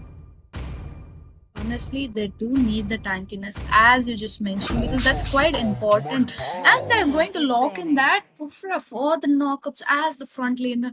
You know what I was expecting from 1D? I was expecting maybe, the Gatot Kacha, or although I was not sure that Ruby was banned, I was confused with that. But honestly, they could have gone in with that Ruby and Gatot Kacha. That would have actually sorted their 90% draft off. You know that you have a strong laners, you know that you have what you need in this game. I mean, in the last draft, they picked that, but again, they let go of Gatot Kacha, and they're going to go in with the Kufra, who might actually be smart enough to provide a lot of ganks and be the perfect front laner for this game. Meanwhile, the second draft phase is up. We might see a Sicilian band coming in. We might see a Nolan. Sorry, again, Jinx, you confused me as well. Thank you for that. And it's not Nolan, it's going to be the Nathan band coming in. And this time again, 1D made a mistake by not picking that jungler, and possibly we might see a Nathan band also. I mean, that's the last. They can go in with the Hayabusa band. They can go in for that Nathan Nolan band. So yeah, Jinx, I'm going to pass it to you until I figure out my Nolan and Nathan. Okay, let's focus. Let's focus. Is Nathan, right? Nolan is the other good-looking guy, and they're going to be reducing the main pool for the side of team. Why so serious here? So the Arona gets Sana's already banned out, and then we're going to see the Sicilian banned out as well. But look, but I feel like the side of Team Vice Series can just go for the Lilia pick coming in. Now, once again, hi Busana. Like I was saying previously, the side of Team Vice Series just don't want to be dealing with those marksmen. I mean, with those assassins, right? They banned up the Link, they banned the Hayabusa. Now Suyu has already been banned out from the side of Team 1D, so that just reduces the jungle hero pool for the side of Team 1D. So are they going to be going for that Julian pick once again? It didn't work out the first game, though he had really the few good moments. One part where he caught out the 1-1, but other than that, it just did not work out for them. Kill so that's a wombo combo. I mean, you have the Eve, you have the Gutted, you have the Alpha, and then you have the Beatrix for that damage. It's just, if you get stuck in that E's ultimate, it's just GG for you. I mean, that's GG. No, that's like you are going to die, bro. You just let them pick that Eve. Honestly, Eve is a very, very strong mage. Like I always say for every mage, but honestly, yeah, she is strong. I don't know why people don't play her much, but she has a lot of, good perspective in the to respond the whole draft for why so weak in the last. We are not going to see a Nolan pick or any other, sketchy picks coming in. It's going to be the Alucard as a jungler for this game number 2. And I'm quite excited to see Alucard in this game, to be honest, because Alucard is not quite oftenly seen in the game. And when he is seen, either he's doing wonders or maybe caught off guard. Although mostly he's just doing wonders. So yeah, that's a smart pick coming in. I actually like how 1D this time has everything in this game. It's just how they execute it out. So yeah, this is going to be the draft, and welcome to the land of Dawn, guys. This is going to be the game number 2 between Why So Weak and 1D, and just now we witnessed that your Why So Weak already have taken the first victory home, and this is going to be the game number 2, and your castles are going to be me smiling with Jinx and Yupchins. You can take over from here. So now looking at the draft so far from the side of Team 1D, I feel like they have no dive here whatsoever. Smiling. I mean, they have the Alucard. He's going to be dealing quite a bit of damage, but who's really going to go in the back line? Right? Who's going to catch Beatrix? Because you have the Alphas with the Gutout in response, you have Matilda with the Guiding Winds. Like you said, it's going to be a tough time for them to even reach the back line. And look at that, Gato Gacha already reducing Alucard to half his HP. Going to be pretty annoying in the jungle area. Ruby trying to zone him out, but he's just going to ignore her as of now. Alucard taking his purple buff. For now, he's just half HP. I mean, they probably could have capitalized on it, go in for a bit more dive. Now, Alpha in the meantime going to steal a bunch of creeps from the side of Team 1D. We're going to see a 4-man rotation towards the bottom lane. Like, it just depends if they're going to catch the Beatrix, but in response, Alpha already getting the first blood of the game. They catch out the Ruby in the top lane. We're going to see the Ruby EXP this time. What do you think? Like, Ruby EXP versus the Ruby Gold? Like, which one is better? Honestly, gold was better, but since the time they've gone with the Harith pick, they have no option. You can't put Harith in the EXP lane. So yeah, she works out quite well even in the EXP if you have a very good gold laner. And honestly, Harith is a good gold laner. Now we can see that Why So Weak have positioned themselves quite so well near the turtle just to provide the visions. And there is Ruby. You know that Gatotkacha is standing right there. Meanwhile, I think Alucard is going to take out those creeps, while Alpha is just making sure that he is getting the red buff and then walking and marching towards that first turtle. This time I am expecting 1D to be in the turtle fight and not somewhere in the map, farming out or stealing the buff, because they have the front lane, they have everything. There is that Valentina with that Gatotkacha's ultimate, and we might see a proper skirmish coming in. Although Ruby is almost level 4, they are just waiting each other out and in a quite tough spot, to be honest. They have a very 4v4 strong situation and they can go in, and there comes the Kufra with the knockup. Gatotkacha using the ultimate E, popping out the ultimate, and Alucard will make sure that the Alpha is down, but will be going down in the hands of Eve. Although I missed who took the first turtle, James. Yeah, I think the side of Team Why So Serious managed to get it, but they lost at the Alpha as well in response. Now, once again, I think we noticed this time. Alucard, right? He just cannot reach the back line. I think he's gonna have to be like a bit of a snake, hide in those bushes, jump in from the back. That's what he needs to if he wants to catch out the Eve or catch out the Beatrix, because he has a damage. He just needs to get the positioning right. Meanwhile, though, they did lose out both of their hypers in that team fight. And the goal lead is pretty common between both of them, right? Just 500 goal lead to the side of Team Why So Serious. As of now, we're going to see. It looks like they're trying to prioritize the bottom lane, maybe try to steal a bunch of creeps from the Alpha, but are they going to get caught out? Your Alpha, though, does not know that they're there. Look at that. The Alucard wants a red buff, and he gets it as well. I mean, actually, that Kufra was positioning himself so well just to get the perfect knockup, and there was Matilda with the ultimate. Gatotkacha will be trying to dive in, and quite low. Alucard again just to make sure Beatrix is down. Will be going down with that. The Harith goes down, Beatrix goes down, as well as that Kufra. I mean, 3v1 trade not so great going on. Valentina quite in trouble, will be taken from here. That was a very game-changing game coming in by Why So Weak. They actually changed the whole game. The perspective Alucard is there to be dominating, to show the aggression, but not in right place. I mean, you are low, you retreat, you don't just jump into the Eve's ult. Every time I see that Alucard jumping into the Eve's ult for some reason. And yeah, the second turtle is almost up, and Kufra is there to provide the vision. But will Alucard be able to reach on point? Not really, though.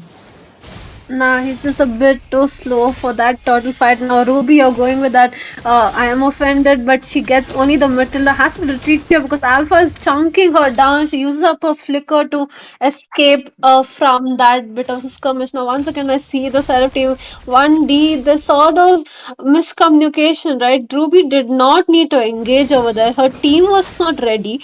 Maybe she could have probably waited. They're going to try to chunk down the bottom lane in a bit of, but they retreat once again. Now, I do have to say the 1D, they are struggling. Like I think it's the team comp. There's no, like I was saying, right, no one to dive at the backline. I think Alucard is definitely trying to catch out the Beatrix, but it's that's where the E comes in, right? And she just stops him completely. Now we're going to see a skirmish in the bottom lane. Gato Gacha going in with the AOG, lands on no one but escapes pretty fast with that guiding wins from Matilda. Matilda, though, she still wants more. She's going to go get chunked down there in the bottom lane. She retreats as well. Harith had a good time, right? He escaped everything. I mean, all the ultimates were waited out. Harith honestly is very good with dash out, and it's not easy to catch that Harith. Even if you are three members and there is a turret, it's a hard decision coming in. Although in the top, the tier is going to go down from 1D. They're actually managing to push. That's quite likely a good decision coming in. Although there is no one to stop the Eve, to be honest. Eve is there in the back lane, just standing there, while Alucard is trying to chase, but how far? Because there is that Matilda who can just provide the guiding wings to chase their teammates, to pull their teammates to do any possible skirmish on the map. That is their advantage. The combination of Alucard and Matilda quite highly matters. Kufra going in with the knockup there. We might see a possible fight, and yep, there is Kufra who is quite low because that Beatrix did deal a lot of damage, and that jump coming in from Gadokacha is going to be really good. Meanwhile, Beatrix will be taken down with Kufra as well as Gadokacha going down Eve quite low, will be forced to retreat, and the third turtle is up, and this time 1D actually turned over the game just by taking two of their members down, which is quite smart, to be honest. And the Kufra actually initiated right on time. Yeah, I'm not exactly sure why the E was just standing there. I mean, I don't know what happened to Shenzhou from Ohio. He was a bit lost, maybe daydreaming, not very sure. But because of that one mistake, he made his team lose. Or two people were going to see Alucard try to engage upon the Alpha in the bottom lane. He's alone, and Alucard gets that kill. Might just get the turret as well. Eve is coming down to defend, but I think they're just going to leave that turret because we're going to see a five-man rotation towards the bottom lane. So it looks like the side of team 1D is slowly coming back, right? They just one mistake in this game and you can just ruin the whole game for your team. I think that's the one pick off on that Eve really affected the side of team why so weak. Now Alucard is getting farmed up slowly, right? And I don't know if you've noticed, Megan, if you ever get that Alucard in rank games, and then suddenly you're just surprised at the damage that he's dealing. Because look at that, he once again gets that kill on that Beatrix but gets taken down by the Alpha in response. I mean, Alucard is there to deal the damage, to pick off, but getting picked off simultaneously is quite harsh. I mean, you're going to pick off and you get picked off. It's like basically revenge in the game, where you're like, I have to kill this person no matter if even I am dying. That's the kind of situation I'm seeing with Alucard at this point. I mean, they have the upper hand. Instead of focusing on the objectives, going in for the push, making sure that they have the map control. Picking off early is not a smart move coming in, and the Alpha Charge coming in on that Kufra will be taken down quite early.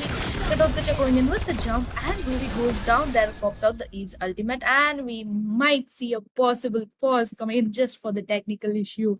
That was actually a very smart team fight coming in. It was very interesting, but yeah, the pause is on, and we can actually ask Shade, Shade, how is the game going on so far? I think the game is going really awesome and things are really looking good for the team 1D. I thought the 1D is the team that's going to be fall from the cliff, but it looks like 1D is like, no, bro, we are not falling from the cliff today. You also come and join us from the edge of the cliff and look at the view. for us. So the both teams are playing really good right now, but the things are favoring the 1D right now because the Alucard is already in the 4-3-3. He's like snowballing right now.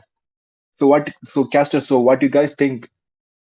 Yeah, Shed, I agree with you, and I really like your cliff analogy. Like it's cracking me up, right? I am enjoying that tidbit that you're giving out, especially when we come back to the cast. So that's I agree with you, right? I feel like the side of team why so weak was definitely dominating. Then 1D came back, and now they're giving up a good fight. Like you said, they both are at that cliff edge, and at any moment one of them can fall off. I think the side team why so weak. What's working out for them is those pickoffs, right? You pick off one hero, then completely commit. Seriously, Ranbir, Son Papdi, gift का theme क्या 80s है? Ah, Papa, so thoughtful of you. Of course, I'm not being serious. Please go to Mintra now. Choose from 1 lakh plus premium gifting options at 40 to 80% off and gift better with Mintra. From colors to candles, from diyar to dusters. Big Basket delivers in 10 minutes. 10 minutes, Diwali lit. I actually agree, and the fact that how Jinx pointed out that why so weak are going with a single pick off composition. Right now, we just witnessed how they picked off the Kufra. It doesn't matter if it's a tanky hero; you just have to pick off the member who is right in front of you. They managed to take off that Kufra, and then they got that Ruby as well, and Eve popping out ulti, making sure that Harith, who is quite low and retreating, that was actually a plus point coming in for why so weak. They are turning the table slowly. Alucard, although was marching towards the team fight, but quite late because your two members are already down and other two are quite low. You can't possibly, change the whole map situation here. And knowing that the game is going to resume, so I think we should jump off to the game. So now we're back into the game. We didn't really miss much. I think one of those teams were having some technical difficulties. Maybe the Eve, right? Because at one point I thought she was just standing still. So maybe a few issues from her side. Now we're going to see the side of team. Why so weak? Completely capitalize on on the disconnect of the side team 1D, and they take the Lord so quickly. Like it was just so sudden. I don't think Alucard even knew that they were doing the Lord. I mean, the Lord just vanished by the time I blinked my eyes. So that quick they took the Lord. I wouldn't have known that it's the Lord until you mentioned it. So that was actually quite quick coming by the Alucard. Although this time Matilda will be caught off guard. That was a very good cover. Initiation coming by the Kufra, just making sure that one member is caught and they can go in for the defense very easily. There is Harith who can melt down the Lord, and right now Alucard is trying to make sure that they don't lose as much as turrets they can't possibly lose with this first Lord. And the bot we are going to see that Valentina and Harith are just going to make sure the Lord is taken off. In the mid there is Kufra who's just trying to make sure those minions are there. But not really, because Kufra can't fast or in any situation take those minions quite quick. You need someone who can deal damage even to the minions. Kufra is there just to take out the fight and initiations. Although Kufra might be caught off guard again because they are trying to charge him, and the ball will be moving towards their team. So I think right now they are not going in for any skirmish. They are just going to pause here. But again, that was a good defense coming by Andy. True. I mean, they got the pick off on Matilda just in time, but they lost just two turrets. They lost the top inhibitor. They lost the mid lane inhibitor, and looks like they're going to be losing down that bot lane inhibitor as well. So they lose down three turrets just to the first Lord. Now, I feel like maybe math was a bit lacking. I do have to say, 1D this time around doing a much better job. They're doing a good job, but they just need to be a bit more aware. I mean, you gave out that Lord for free. You did do a good defense, but you lost down three turrets in. But you lost down three turrets in response. Now, this time Lord is going to come up in 50 seconds, so hopefully they position themselves in time to get this Lord, because Alucard has the damage, right? All he's been doing this game is farming up. So he can probably like two-shot that Beatrix, maybe even the Eve, as long as he gets to them. We're going to see them rotating from the bot. Alucard, though, he wants to go for the red buff, but it's really the time you want to be running around on the map, because the Lord is going to come up in 25 seconds. Both the teams are on the opposite side of the map, red on this and then blue on that. But honestly, it's 12 minutes in the game, and I'm actually expecting Ruby to show some wonders in the game, because Ruby is quietly been lacking in this whole team fight. If Ruby actually works out for them, they manage to have a proper team fight initiation, Ruby can be quite handy, and this can change the game. That's somewhere I think 1D is lacking. We need the Ruby to show some wonders. Although the second Lord is up, and this time again, why so weak, have already started melting that Lord down with the help of Beatrix. Alucard is there, will they able to be stealing off this Lord possibly high, and there goes the Valentina with the Lord Steel, but quite low members. It's just going to be the Alucard, who is quite low, will be taken off. 4 members down. It's just the Valentina. I think with the Lord he can highly defend, but if team wise so weak actually manages to go in a single lane, pushing off all those minions, they can possibly end. But I don't think they are going to go for the end. They're just going to look for one turret pick off and then go in a defense mode, which they highly need to, because the Lord is still marching from the top, and it's going to be the enhanced Lord. But the damage that Beatrix is dealing right now is so quite high. There is no one to stop the Beatrix, and Valentina will be able to retreat. Be Dhanteras ready in 10 minutes. Get gold. So why so speed? Why so serious? It's a bit confusing. Nolan, Nathan, there's a lot of things going on this game. We're gonna see the side of Team 1D. They all are back into the game right now. They're going to engage on the Gutout. Ruby dealing a lot of CC onto him, but there's no damage coming in from there. And as of now, they did not want to commit over there. Now that Lord was wasted. They lost 4 people in that skirmish. Valentina was the only one to defend. So no wonder they couldn't capitalize on that Lord Steal, right? This time around, though, they're going to be moving in as a team now. Third Lord of this game is going to be in 80 seconds, but before that, we might just see a skirmish Gutout going in, being really, really aggressive. But he has those guiding winds to retreat as soon as he realizes he's in trouble. Alucard, though, they're trying to push down those lanes, right? The thing I don't see from the side of Team 1D is the pushing, right? They're not pushing down any inhibitors as of now. They're just waiting for the side of Team Why So Weak to engage first, and then they go in and be more responsive. Like, I wish they would have taken a much more dominating role in this game. As of now, Kufra looking for an engage but finds absolutely no one. At this point, they could just push down that mid lane inhibitor. I mean, it's still standing. It's already 15 minutes in. I do agree they can possibly go in for that, but if you look at the Ruby's build, she has the War Axe, she has the Queen's Wing, she has the Winter Truncheon, so she is going for that tanky based composition, which is quite required, because Kufra alone is just going to be providing vision. But there comes the team fight, and he is going to pop out that ultimate, which might be in a huge trouble, because Kufra will be taken down. In the answer, Alucard finally manages to take Beatrix as well as Eve down quite low. Alpha charging in.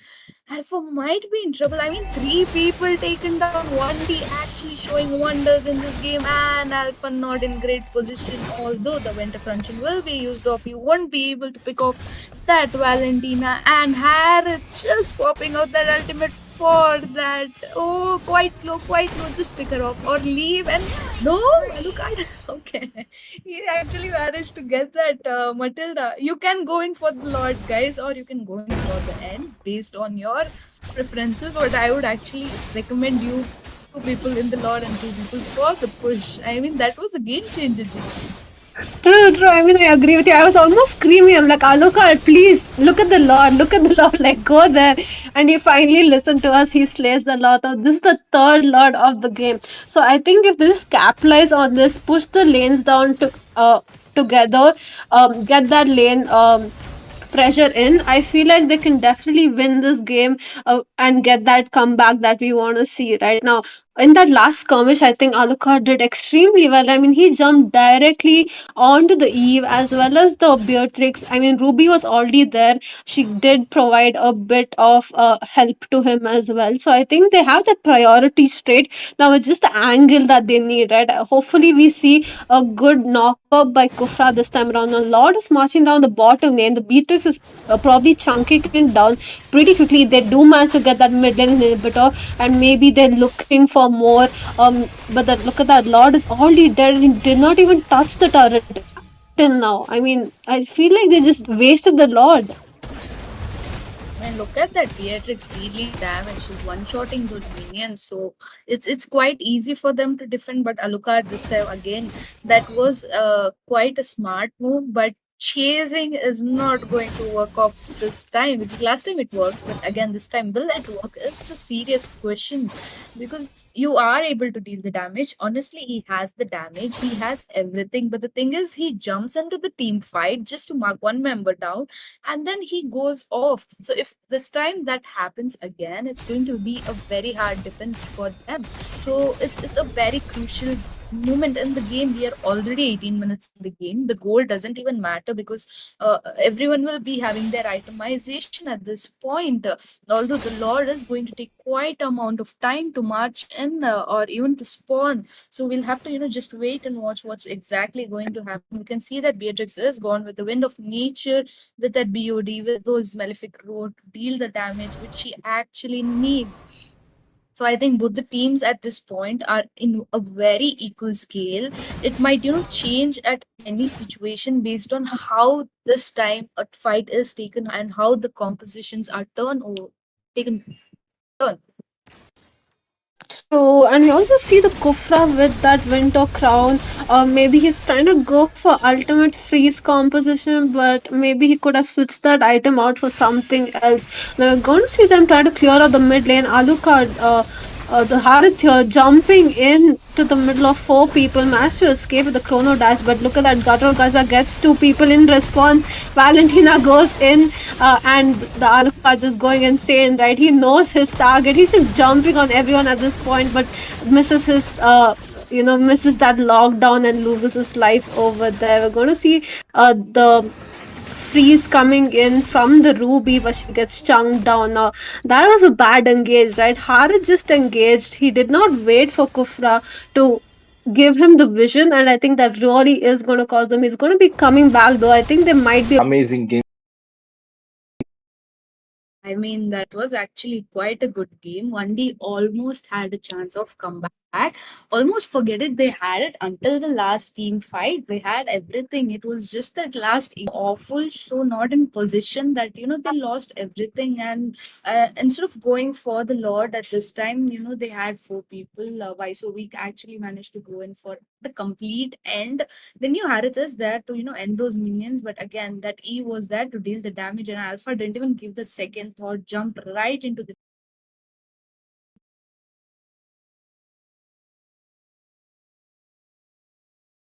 actually, change the game. Would salute 1D, trying this even much better than the first game. So really appreciate. So, Caster, so what do you think the one day should have approached the game differently to secure the win? Like how differently they have to approach? They Yeah, so I have lost think, the game. yeah, I think towards the end, just a few mistakes that happened. One, Harith face checked the for no reason. He could have waited for right. And the second mistake, Alucard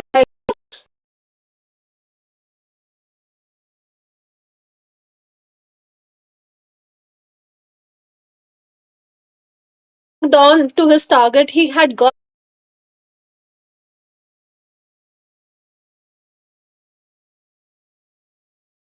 the Beatrix. He had got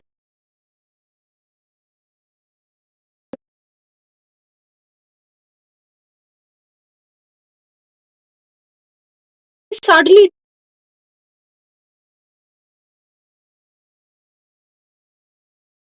jumped onto the alpha, right? In the middle of the team fight, maybe the hero lock, maybe just a misclick. I'm not sure what happened there because if he had just committed to, melting down the Beatrix, I feel like maybe they would have just won that team fight. And I think that few small mistakes that happened just cost them the game. And it's pretty sad to see, but I like Smiling said, right? They put up a good fight. They came so far in this tournament, and so we have to give kudos up to them. And also to Week, they win it out and they go to the semis. So, Caster, so if you guys have to think of a MVP for this match, who would be and why? Or the enemy's team? I mean, for the losing team or for the winning team is my question. Okay, both teams, if you guys have to give MVP, who played the best today? Okay. Alucard definitely deserves for just playing that aggression out. It's like it doesn't matter if I am dying, I'm taking people down with me, and that was actually a good point. To be honest, Alucard was the one who carried this whole game and situation. So definitely Alucard for 1D. And if you ask me for why so weak, Beatrix, because she was dealing that damage, she was there in the team fights, and just snowballing whole map in one situation, which was quite good. But looks like Gatotkacha gave up more setups in the team fight and dedication, so he got that MVP. And also, guys, there is a free epic skin giveaway going on. Don't worry, guys. This is not a scam event. Just give us your high five by commenting down your IGN, your favorite team that you are supporting, just to show your love. And please download MOBA 5 vs 5 from the Play Store and join our WhatsApp group or Discord for the more information about the Northeast Cup. The link is in the description. Kindly check it out. And Smiling and Gnex, before we close, do you want to say anything to the fans? Because I saw a lot of comments are saying Smiling, your smile is very cute, and a lot of uh, comments on the Gnex as well that she is so beautiful. So what do you guys say to the fans? I mean, Smiling Smile is really cute. So I agree with all of you, right? It's a very cute smile. So thank you guys for sticking with us and listening to us cast this game. We're really, I mean, without you guys, we probably wouldn't be anywhere. You guys are the ones who are running this tournament. So thanks for giving us all your love. And like Shade said, right, do participate in that epic skin giveaway because if I can win, anyone can win. All I'm right, going to thank you, come down in the casters, comments and participate at this point. and thank you, You casters, guys, for thank this you. wonderful game today. And see you guys. Hi guys, I'm so excited to tell you that I just received my cosplay outfit. I am so excited for the Naughty's Cup. Also, just to let you know that the prize money for Mobile Legends cosplay event is 25,000. What? 25,000? Yeah. Like for real, 25,000? Yeah.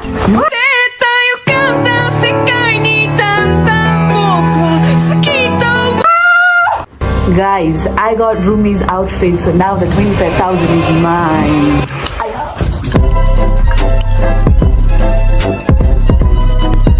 Guys, I'm running away. I got my stuff. And don't forget that the Northeast Cup land prize is $3,000. See you guys. I'm in danger. Okay. What about 2 lakh plus diamonds? Yeah, the 2 lakh plus diamonds also. Bye.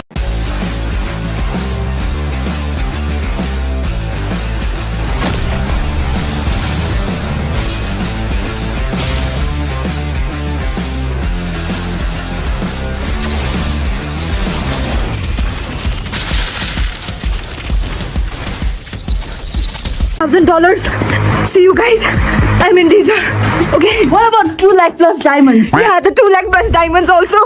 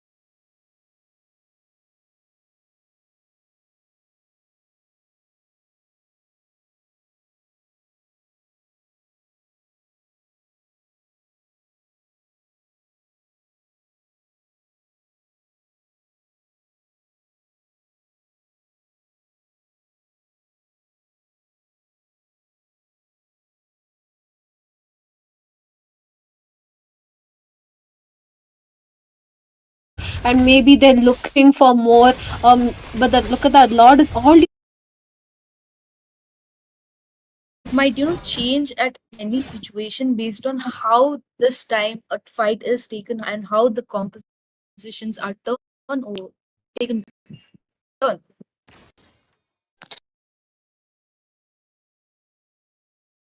And then you Harith is there to end those minions, but again that E was there to deal the damage, and Alpha didn't even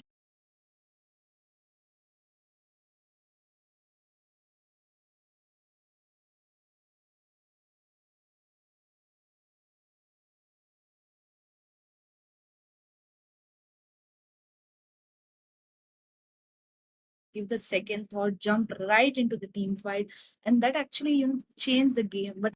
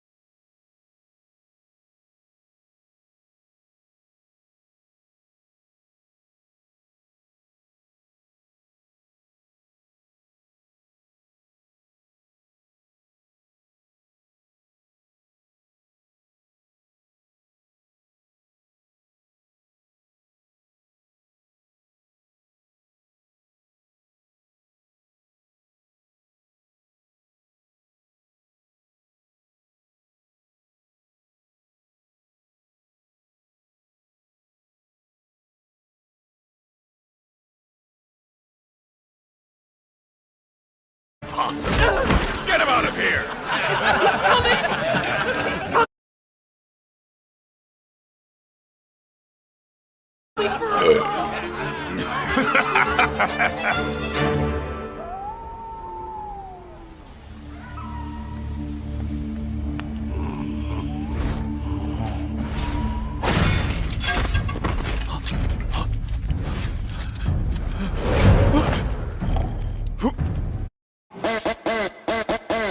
my heart no bed.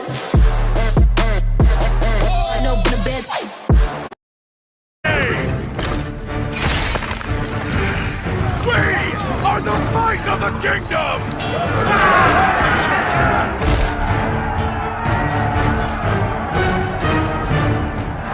For the king!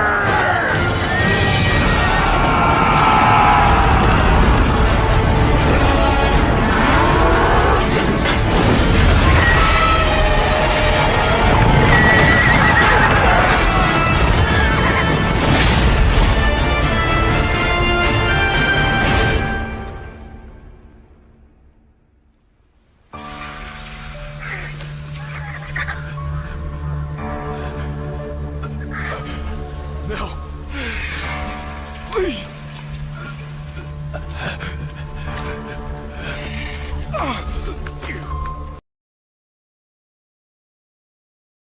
Kurumjari guys. For all the Manipur viewers out there, Kurumjari from all the community of Battle Night Esports, and as you know, the match, the fan favorites are going to be the one playing the match right now. It's going to be Evil Esports, right? So yeah, Lionel, what are your thoughts about the match going to go down tonight? I mean, Evil Esports here, really old team coming back once again. Everyone knows they've been starting playing after some time, and a lot of expectations, a lot of good things said about them, which we'll have to see if it comes true. Will they be able to live up to their great past? It's only time will tell. So, for now, there, I think I'll pass it back to you. Well, definitely, and Yumena, I would like to ask you as well because I know Evil Esports is a very well-known team, and even though you do not belong to the Northeast, you've heard of them as well, right? So, Yumena, how much do you know about Evil Esports, and what are your expectations from them? I mean, Evil Esports, ever since the NE Cup has been announced, Evil Esports has been the talk of the town because when we are talking about the top teams, we have seen at least 80% of the community talk about ABM versus Evil. They want to see an ABM versus Evil because there have been claims from the Manipuri fans that Evil Esports is the one who's going to be the team who can defeat ABM or at least take them head to head. So, quite famous as of now is what I can say about Evil Esports. Definitely, you heard it right because the fans which they made after they reached their global leaderboards. I mean, top 7, all of them from India, especially from the state of Manipur. It was a miracle, in my opinion, that they were able to achieve it. But no, not just miracle, it was their hard work and dedication as well. But yeah, definitely things are going to get rough tonight because it's a very high stake match because right now the team which will win this best of 3 series will be the one proceeding towards the semi-finals of the state Manipur, and we all know how strong Manipur is as a powerhouse of MLBB in India. And so I'd like to ask you what are your thoughts about the draft which is going to go down because both of these teams definitely have a lot of knowledge about the game and about the meta which is going down currently. And with that, guys, I'll be leaving Yumena and Lino to the draft. So see you on the other side, guys. Take it away from See you here. further. Yep. Again, as Fredo mentioned here, drafts are going to be pretty interesting. Evil Esports a little bit rusty, but they have had some time to work out the grounds with. And the draft thing, I'm expecting it to be pretty Drafts standard, at are least going for to the be first pretty series. interesting. Indeed. But Oof, yeah, is my internet lagging or are we not syncing together, Linwell? Because I'm hearing your voice twice in my earphones. I have only one audio output, but I guess maybe it's a bug. You'll have to rejoin. Maybe I'm not sure, but oh yeah, I think you'll have to mute the stream on the display for now. Though, taking a look at the bands here, we have Matilda Bandar from Evil Esports, which Matilda is quite a force here. I've seen so many teams pick it up with the Alpha, with the Link sometimes, with even this bane at certain scenarios. But it's always been a go-to for a lot of teams. And Evil Esports here, quite okay band coming up. But aside Capic Esports though, the chip here, standard, as you said again, once again, which what we normally expect to see, at least from these two teams. And it's a best of three. So, first game, gonna be standard with their comforts, with what they have prepped beforehand. The drafts are what we are to be expected, I presume. Yumina. Yeah, I do agree. I mean, giving away the chip can be a bad decision because we have seen the kind of win rate that Hero has on his head. Meanwhile, from the side of Evil Esports, I really like the Mathilda and the Khalid ban because we do know how strong of an hero Mathilda is, and we cannot say any less about Khalid. I mean, he speaks for himself. Really strong Oh, into the EXP lane because of his passive, early rotations, early objectives yep. can give your team that early snowball potential. So right off the bat, banning those heroes, um, quite good. And is that a Suyu that I'm seeing onto the side of Team Capis Esports right now? Oh, yep, indeed, it's a Suyo. And Suyo, I'll give you a little insight here. In FPL we had Mm-hmm. the most picked hero was Suyo with the highest win rate. And even in this tournament, which earlier mentioned by Kronos, was 93.7% win rate as a Suyo. So yeah, the new hero, a huge menace, has a lot of damage, has a lot of low cooldowns, even in the late game here, which most teams tend to struggle, but still a really strong hero to be combating against. But alongside, though, the last two bans for both teams here gonna be coming up. Possibly, I assume maybe the Zushin from the side of Capiz Esports. They are on the red side. So blue team here, they opt for quicker picks or at least a stronger entry point, which maybe the Phobius could be going for. Or either case, I think maybe sometimes teams tend to go for Hylos pick also, which I can't say I'm Hmm. surprised. Well, I'm not really sure if that's like a mismatch. But Mhm. right off the bat, they're not even picking the Aurora Evil Sports going Ooh. in for that link. Can be pretty strong, but could be little bit difficult if Capis Esports right here plan to go with an alpha jungle on their side, because we do know how much of a menace a fighter jungle, especially like Alpha and Soyu have been popping a lot into the jungle position nowadays. So can be a little bit difficult for Link to deal with unless he has his Tempest of Blades. We'll just have to wait and see. And they are going to go in and lock two strongest heroes as of now onto the land of Dawn, the Aurora and Phobius. They traded the link for the Aurora and the Phobius. That can be either a really confident pick or it's just a comfortable pick coming in from Evil Esports, Linville. Yep, indeed. Quite versatile also. I guess it's pretty strong, very good in team fights. Level 4 turtle fight gonna be quite a spectacle to watch. But Evil Esports not hesitating to lock in that show and Vexana. So this could be a show in the XP lane, could be a show in the roam position, which if it is in the roam position, a little bit too early, but can't say for sure. Xanadu, quite the alternative to Aurora, has been picked. Either wise, both these heroes mirroring each other. If not, I guess maybe a Luo Yi in the mix. But this time on our hands, the last pick from Capiz Esports is going to be the Alpha here. Alpha, a decent counter to the lane. If played, the Alpha and the Phobius, two strong heroes who are, if they go in the same time, sync together, you only have one wave to drag there.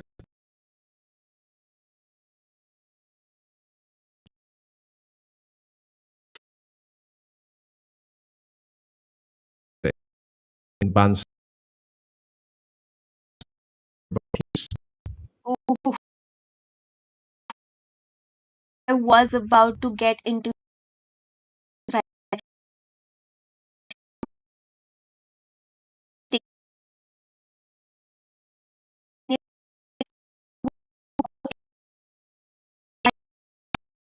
planning out if you leave the season, maybe along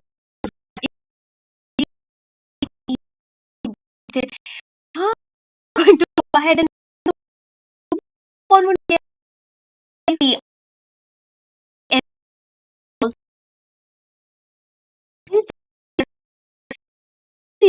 At least here, sports adapting to other metas, which is fine and all, and building up as high as level. Or but coming from Japanese esports is gonna be deal with. I thought they were ultimate place a lot when we to play. And yeah, it's nice to see for that. Just have these sports ahead with the Lunox goal lane and difficult easy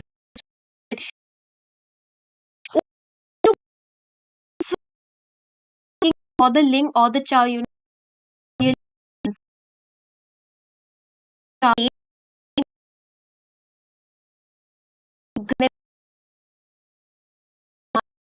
they've banned out the scope be really good thing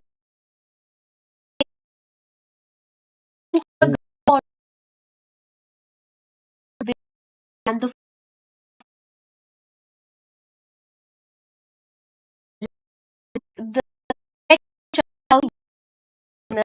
the state is very rigid they point but let's get and here we are on the floor today. Evil Esports on the blue side, Cappy's Esports on the right. Money for top play. More fans will have to and see your casting test is another than what is no you were right the hook right on point Linville they are poking out the trainers for the side of team evil esports Franco already poked out he did manage to land a really great jump onto the Vixana right there. They are trying to get the river control. I mean, it's really important if you want to go ahead and secure that. No, man. I love Franco Linville. Yep, indeed. Don't we all? But oh no, it looks like he's making a mistake here. Viv, unfortunately, stopped by the bouncing ball here and giving a first blood. Oof, as a Ling in the early game, that is not what you like to see. Maybe a miscommunication, Linville, because he thought that we are taking a team fight, and that was not the case because Franco just retreated. Ooh, the knockup onto two people. Good rotation from Chow right here. Josie. He can take a fight right here because it's already level 4. Vivi looking quiet behind, but he managed to get that level 4. But without the blue buff, I think it can be a little bit difficult to, contest that turtle. Yep, very fair. And also the case where Ryota, as well as Altak Paul, trying to get those level 4s beforehand, and Ryota getting it early on with the crab. Jazzy there, gonna start off the turtle. Dingo here positioning for Rook, who is quite on the aggression and who gonna be messed there. But hey, there's the Chikundo, he's going on to the Alpha, there's the kick, and he's frozen with the Eternal Guardian, but lands the Retribution. Josie getting the turtle and getting back off here. But the fight's not over yet. Viv here trying to go for a re-engage. Rota though zoning them off. Evil Esports here. Ooh, not off to a great start. But ooh, look at the bottom lane. A really good knockup and the J Kundo coming in from the dog man onto the turtle lane. But there was not enough damage because Ling was Mm-hmm. pretty desperate for his blue buff, and we do understand why he chose to, not be present onto the team. But what happened to Kufra? He jumped onto the opposite direction.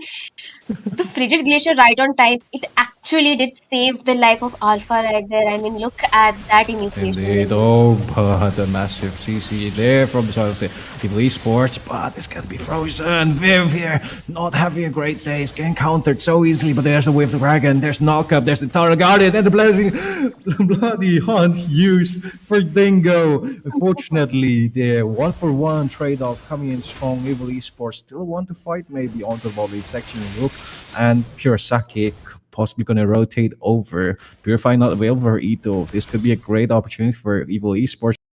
Still for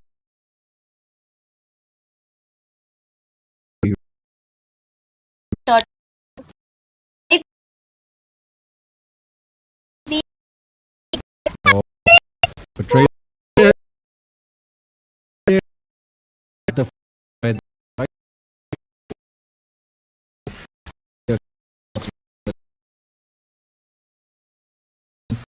Yeah, there's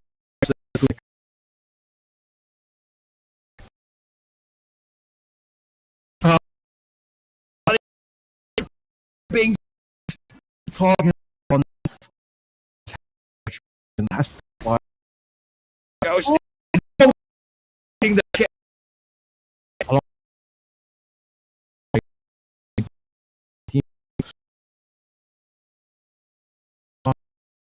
here.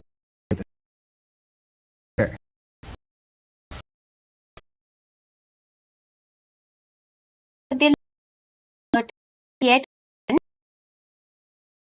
The way to that they go Rook, they look like from the below here in the section for turret. And there's the Tiger. Here playing the Bureau with the flicker bloody hand, gets the kill onto Josie here. Still surviving, still strong. Evil Esports gets a turret, rotating over to the mid lane section. Here they are still positioned properly though. Dingo just might have the higher intervention of his life, goes onto the Vexana, and there is the knockup.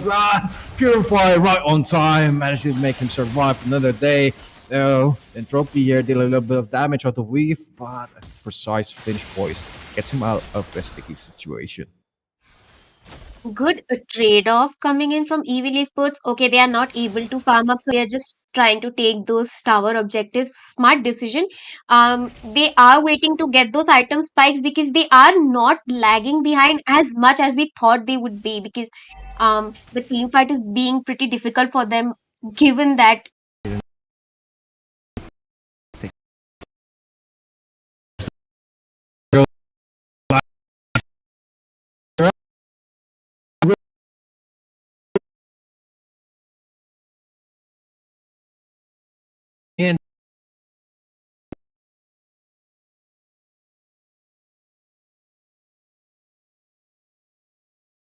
And hovering all first tier turrets taken down. Josie will be looking for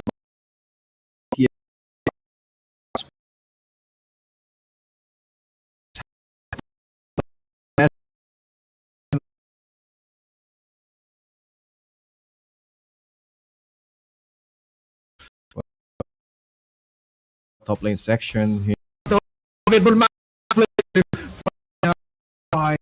For it and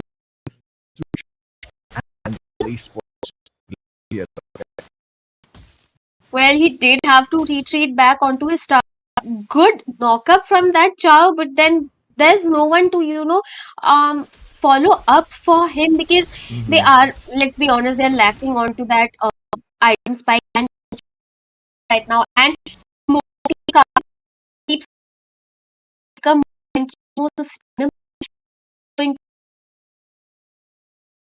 and the Nathan right after but ooh, on. Entropy being popped. There's the Wave Dragon. Gets the kick onto Ryota. But juggled on by Ito. There's the Eternal Guardian also, but damage not prevalent. Nice. Bloody Hunt onto Ito. Clean up Nibiru. There's the Emerson Blades. Goes on the backline. Dingo. A bit slow. Vive here. Gets the clean up though. And 2 full kills. 2 for 1 here. Still pushing Look at forward. Alpha! Look at the mid lane section. Jazzy getting the turret for free. It's just free real estate. Already on to level 13. So much gold for Capi's Esports. Man, okay. Rook on this Franco is doing the job that he's supposed to do. He's using the bloody hunt on the right people. He's actually you see that only and looking in. Despite pushing the mid lane, they did not go for that Lord initiation. They're going to give it for. आजा माँ क्या बना है F से fafda fan फवारा fries जो भी आप चाहें 10 मिनट में पाएं।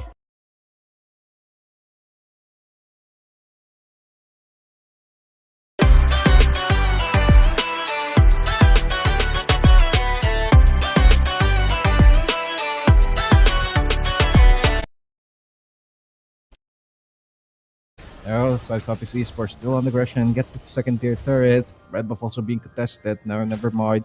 Also back. That's it. They have to defend this Lord. It's about to be coming and pushing towards bot lane section. Linwell, at this point, I think Dingo needs to step up and provide those sets like these, but then you do not have anyone It's to alone. follow up on. Yeah, on those in the way it's showing up.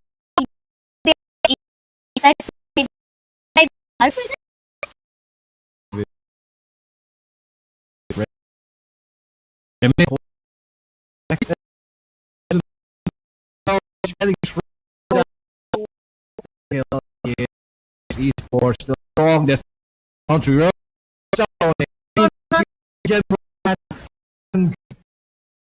The dog really find it hard to shred down, but you'll be able to do that. Rook looking for hook. Also being over. Dog might be the first one to go there, and there's the whip back hooked up. Back stick pulls him into the wall, smashes them. Krisaki uses Purify. There is the Winter Crown, but Janzi not gonna find an escape from that. As the man, he got that most skill. And they both are carrying on shoulders. Does look those folks coming in the hunt. They are on point and they manage to play around Minzy right here. And the Beatrix, she's hurting like a opposite to have not work. Satan or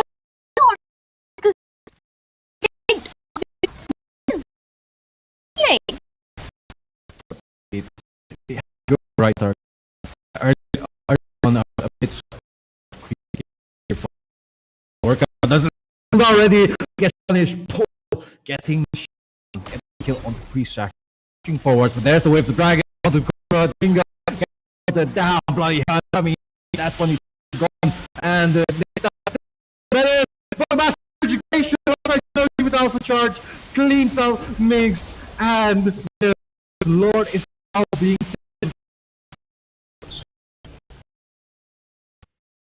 Oh, I found really great another being annoying from the backline. But okay, this is on during that. Oh no, it's still on cooldown.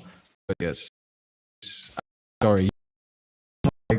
I'm sorry, so sorry. Okay, we're going for possible end here from Capi's Esports. Lord in the midsection. I mean, they do have the wave clear potential. Like Evil Esports does have the wave clear potential. They are planning to get the Lord, cut the Lord from middle. Wave not looking in a good position. supposed to use this Tempest of Blades. I think they will take care of this slot.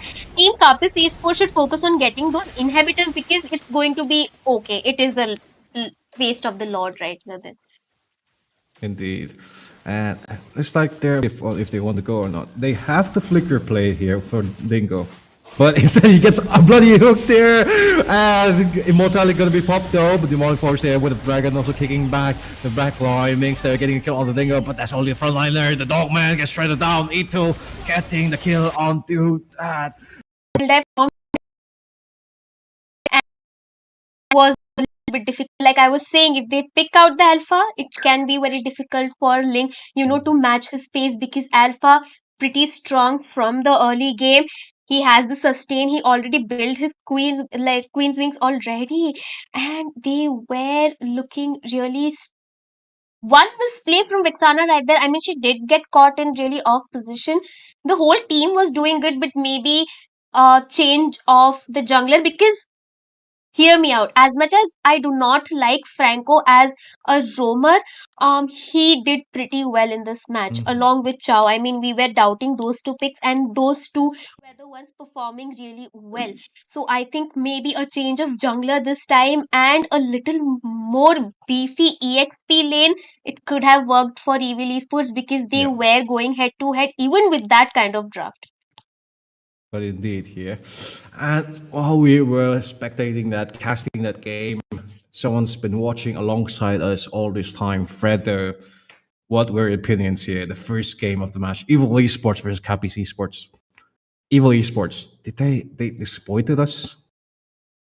Well, I mean, it did not work out for them because, technically, if you consider the draft which both of the teams have done, the draft is already onto the favor of the side of Team Capis Esports, But Team Evil Esports did play out really well, but in that Lord dance, the second Lord dance, sorry, in the second Lord where the dance was happening, the Aurora caught them pretty well with that Frigid Glacier, catching out, Ling as well as the Beatrix both.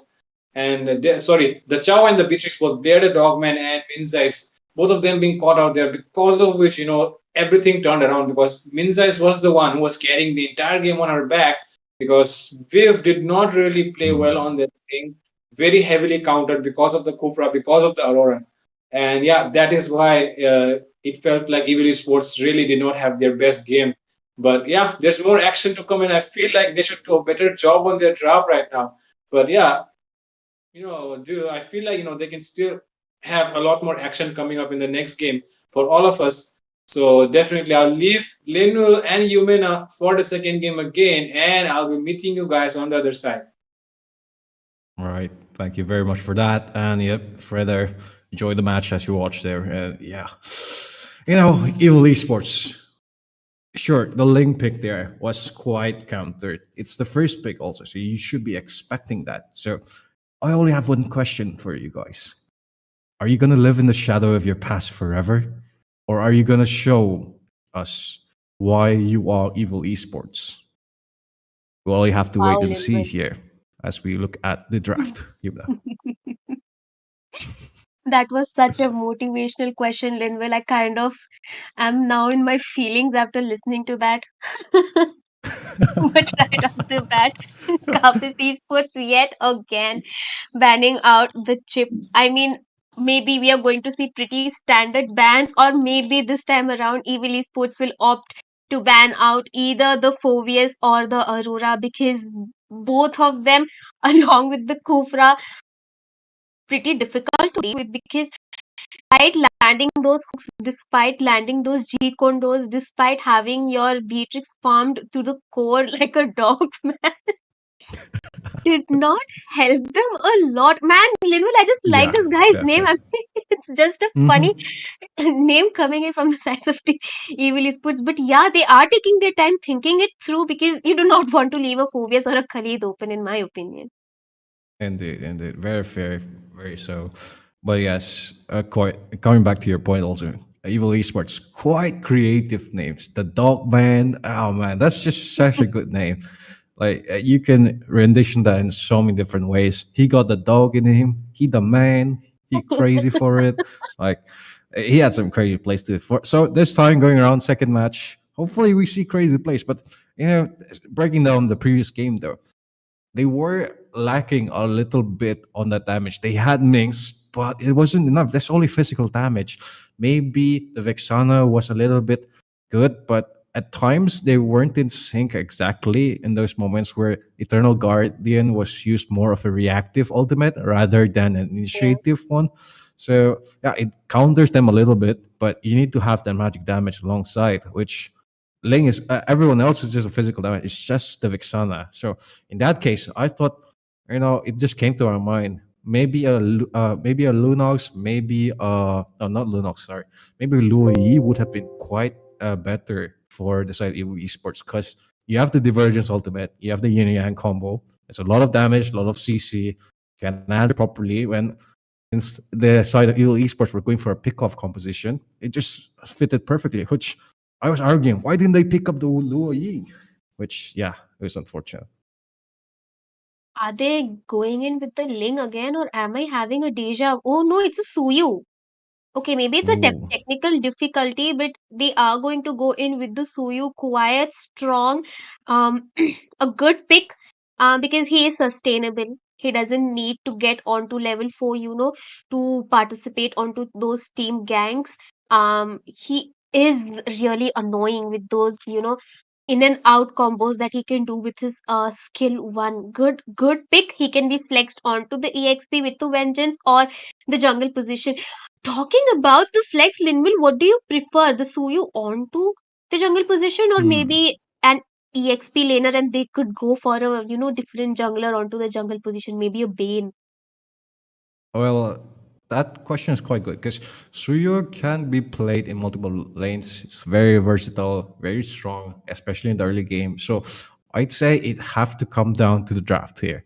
So maybe if the draft is suitable for Suyo to be played more aggressively, because you want to play aggressive one on your XP lane. If you're XP lane or goal lane, you want to take that advantage and maybe use the advantage for those river fights, which a lot of teams really like to do with the Suyo, so with the jungle, regardless. So you have a jungler, and if you have a Suyo, that's quite the versatile composition. But you know what you're trading off from that is a tanky front line, another tank front line. Suyo is tanky. Maybe you'll have to compensate by getting the vengeance for that, but it's a 50-50, So for now, though, Cappy's Esports gonna be the one to take the 2 years from Evil Esports, namely the Vexana and the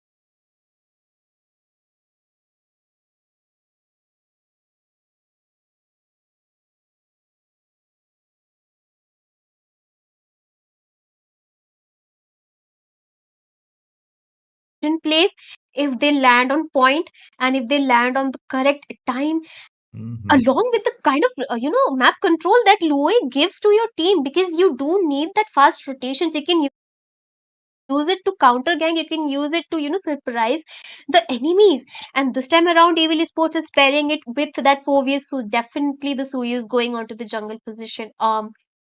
Linville, this time around Yep. Evil Sports drafting really really well. Indeed. Maybe the first game was a warm up for us. You know, second game, as you said, quite decent, quite a strong draft. But you know what this means here for both the two teams. When we're going to the draft phase, or when we're going to the ban phase, second ban phase, a lot of roamers will be taken off the board. But for now, though, it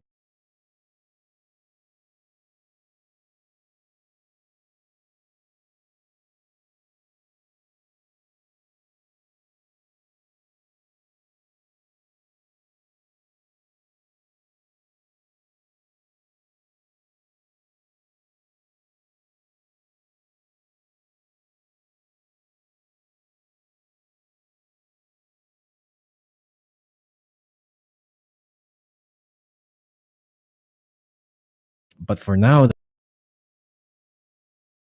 Helos can be into that river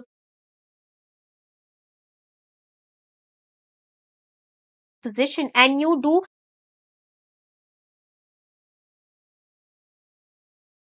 um ooh, wait a minute, yeah. were we seeing the wrong teams onto the loading page? Because Kapis Esports is Oh, the one wait. with the Louis and the 4vs pick. Yeah, I guess they switched it up this time around. You know, it's all right. But for okay, so Kabi Sports the stronger draft this time around. But yep, it is the NEC Cup, state representing Manipur, and we are on the top 8 playoffs. Evil Esports versus Capiz Esports. Capiz Esports taking a 1 victory. But now it'll be up to Evil Esports to even the tide. Will they be able to reach higher limits, which they did attain before? Okay, my English sort of becoming gibberish right now. Okay, never mind. On to the match. Yeah. I am still not over the fact that we were watching a wrong draft and I just formed a narrative in my head, but it was Evil Esports all along. I mean, they are playing with our heads because the dog man on the ski dip, I am rooting for him because last match he did amazing onto the XP lane, and this time around he will be playing onto the XP lane as well. Look at that, already getting poked early on. Oh, Windows being used also. There is the demand force and a lot of damage being dealt. Purifier also being activated, but will it be enough? Only time will tell. Solo and HP forces them to go back, and Josie in the bot lane section gets a kill on the Kirsaki here. The rotations that are coming from Evil Esports, they will be looking on to go to Ito perhaps in this case, but doesn't have the flicker ready. Oh, this is very skeptical. Capiz Esports though, playing extraordinarily well. Well, they did manage to draft pretty strong this time around as well. I mean, Evil Esports should have been familiar with the kind of gameplay that they are going through, because we did see they snowball onto that early advantage. The turtle is already up.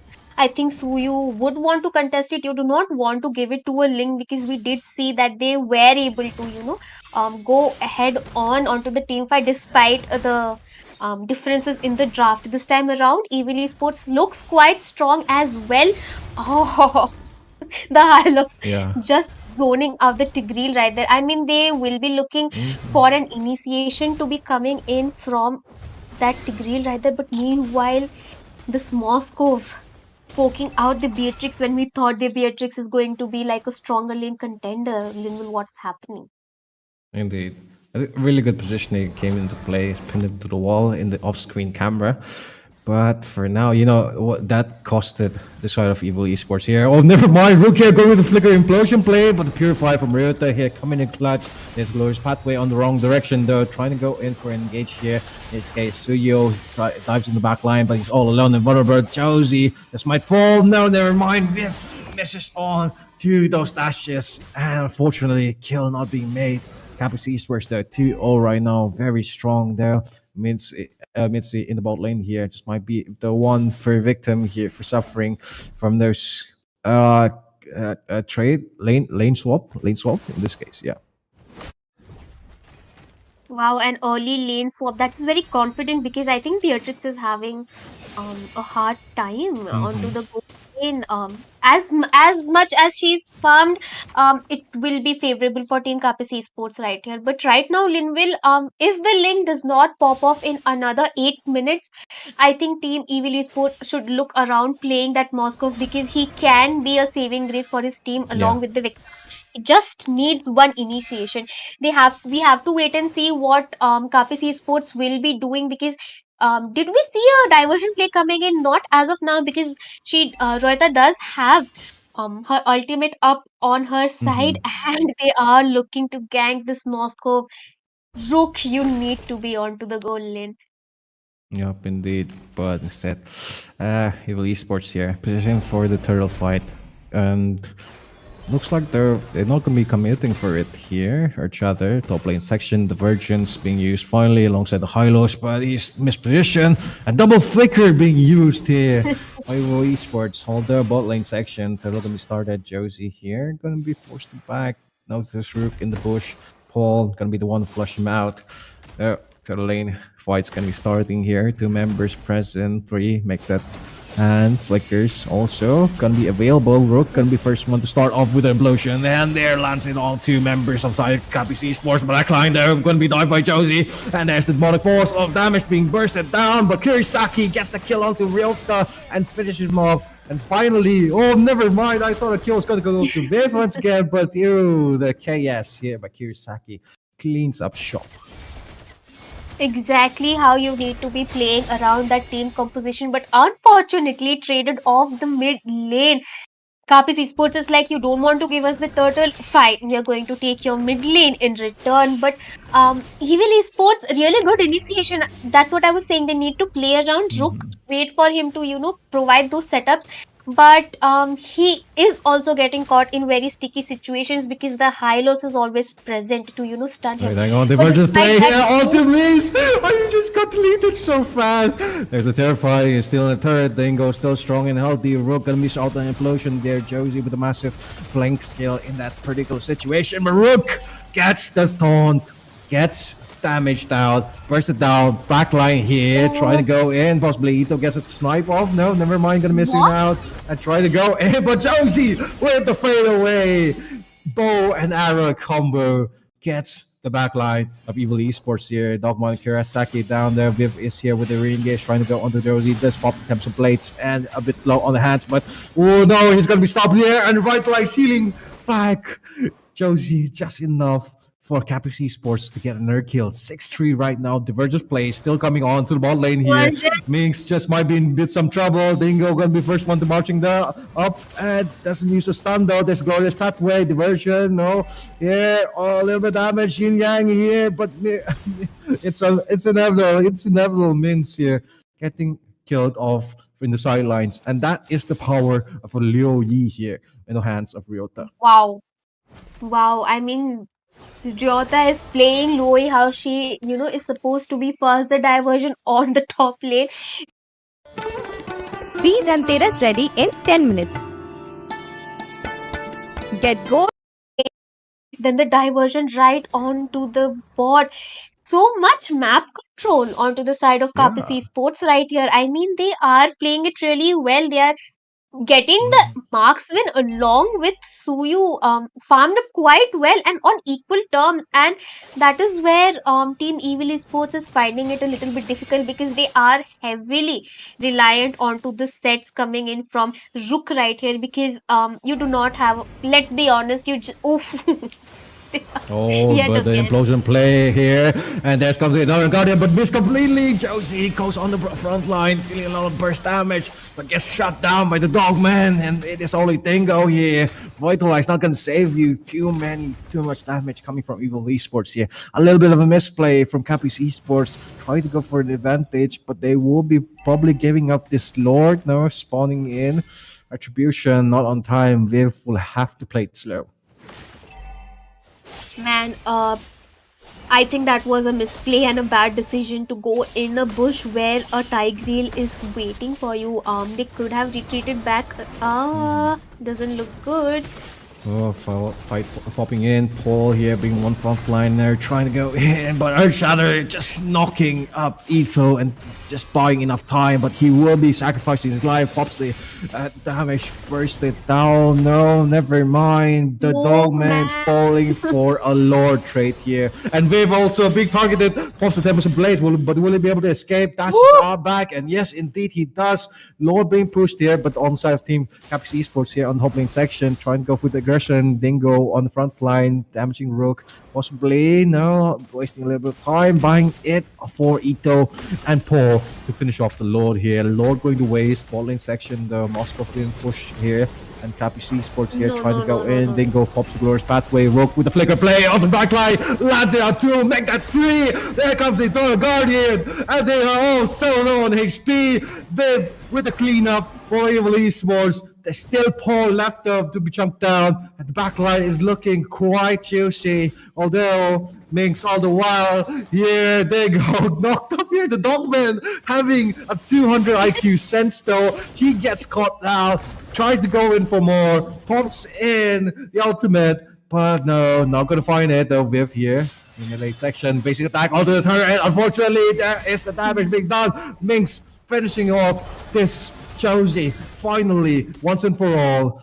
Evil Esports making a little bit of a comeback. I mean, claps for Rook yet again. He is being the man. He is carrying the team on his shoulder with those setups. I mean, Kapis Esports should have seen that coming because he did not use his flicker onto the Lord Dance the earlier time, and the cooldown on Tigreal's ultimate is quite low because you are already on to level 10. On Rook is already on level 10, so they grouped in together like serving themselves on a plate like come ult me because the Lord was taken care of. They should just have retreated from there because the whole team of Evil Esports were present to counter engage. Good team decision coming in from the side of Evil Esports right here. We'll have to give it to them. And I think there's a team fight popping up. Yep, being the first one to be targeted. There comes the implosion, but he's all alone. Eternal Guardian, a little bit of support, but Ito cleans him up. And there is 2 ultimates gone off the board. Ryota, though, with the divergence in the backline, catches off the Dogman, slowing him down. A little bit of damage being bursted down. There is the Tempest Blade in the backline, doesn't full commit though, knows his place, knows his positioning, still fighting, very strong, but he gets melted down, traded for Paul. And the backline here looking quite juicy, but Evil Esports forced to back off, 3v4, not looking great. Not looking great. They are scaling up though. The Moscow is scaling up, and we can see the damage he's dishing out already. The Vixana is also dishing out a lot of burst damage from her S2 alone. Kapis Esports looking to take this lot because Viv is already good decision coming in. I mean, really smart decision because you do need this slot heavily onto your side if you want to get those tier 2 towers onto the mid and bot side. What do you think Linville team Evil Esports should do right now because they do have the team composition, they have the damage, and they have the setup. So should they just wait for the Lord to push into their towers or just cut it off in middle from the middle lane? Well, seeing how the side of Evil Esports have been playing so far, I guess it'll be up to this positioning here. Although in the backline here with a massive divergent play onto Viv here, but the damage from Ryota is currently not be enough as he gets taken down. The massive play though from Tigro, Dingo getting falling here. Kisaki getting 2 kills and a Dogman for that, but Josie being the only one. Ito already fall back. This might just be a misplay from Capiz Esports. Oh, Spear of Destruction! Almost landing on Ito. Could have been a team wipeout. Yumina, just as you were mentioning, Evil Esports here positioning. I mean, what could Capiz Esports do for closing up the game? And they just made a huge gamble. That's changing the pace of the battle for now. Either Hylos, I mean either Dingo or Paul right here onto the fourways, they need to bait out Rook's ultimate because he has been doing a really great job landing those implosion. Second thing that they can do is stop grouping up together. We do understand you have a Luoyi. The diversion being used maybe for just vision. Oh no, she was just sending Hylos onto the top lane. But yeah, they need to stop grouping up together, and they need to focus on either pinning down the Vixana or pinning down the Moscow before they try to take the engagement because they are being a menace. She is using her Eternal Guard and her Horrify on point because you have three frontliners, and three frontliners against a Vexana, it's just like a piece of cake because she can just, stun you and use her Eternal Guard to provide that CC and give Tigreal the opening to land his implosion. So, I mean, that's Yep, where yep. Team Kapis Esports should focus on.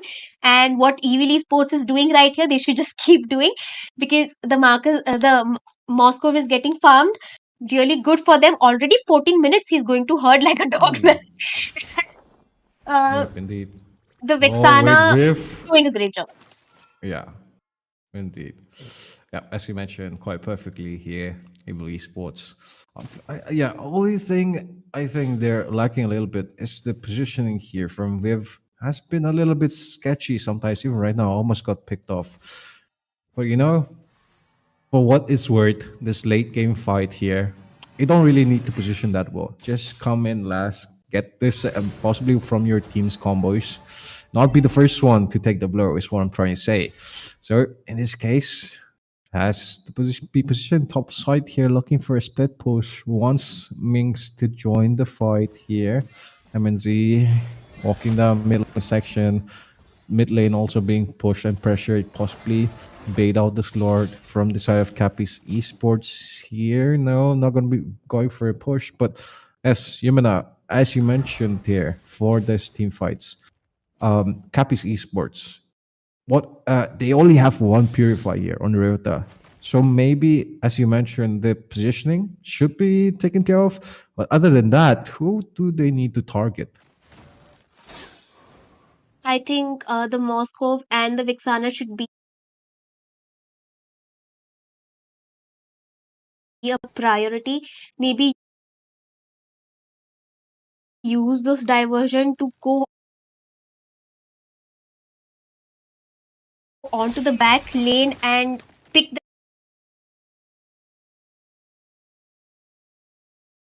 them off. Maybe you can take a Phobius or a Hylos along with you. The Suyu and Etho can be a distraction on, on the front lines because Suyu can be a great front line for Beatrix right here, and the team will be, divided on who to go where because the diversion play can be such a surprise. It will just shut Yeah. your mind for 2 seconds. So they need to use that really wisely. But right now, Royta is just using it for either checking the bushes or just teleportation. But wait a minute, Linville, we can see a team fight happening. We might Indeed. see a team fight happening for this Lord. Yep. But that's bait. Cappy's Esports sees the lane on the top section. Will they commit for this? No, only time will tell. Oh, Divergence being checked by Krisaki here on those pushes. Scouted. Rook and Krisaki walking into the bot section. Trying to find someone. Trying to find someone to pick off. But it's just only a game of wait. Both these teams are just so patient right now. They're waiting for the other to make a mistake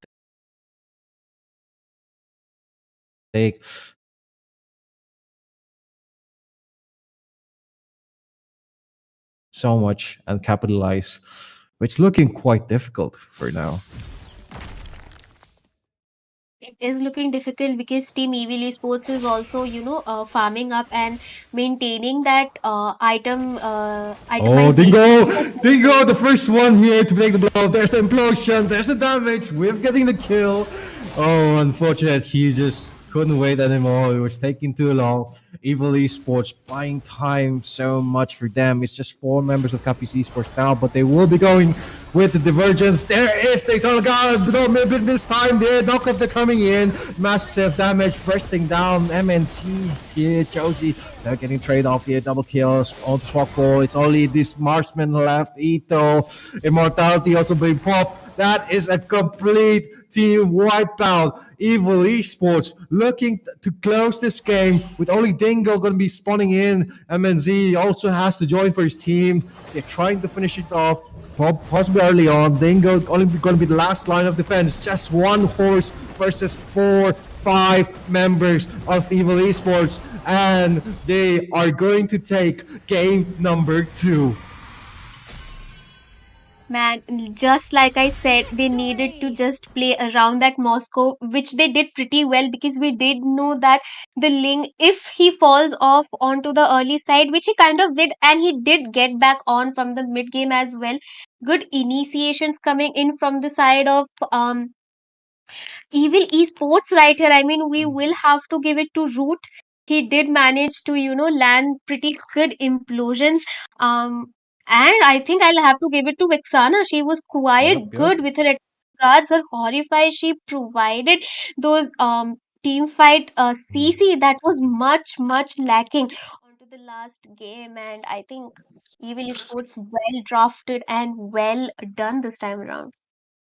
A little bit of change of words. I think earlier on we were supporting this side of Team Capiz Esports, but yes, that there's that Vexana Krisaki, who very good game sense, very good map knowledge, timing on and checking those bushes whenever possible, position pretty well also. But at that last moment, a last fight, Eternal Guard almost got the 4-man knockup, which could have been.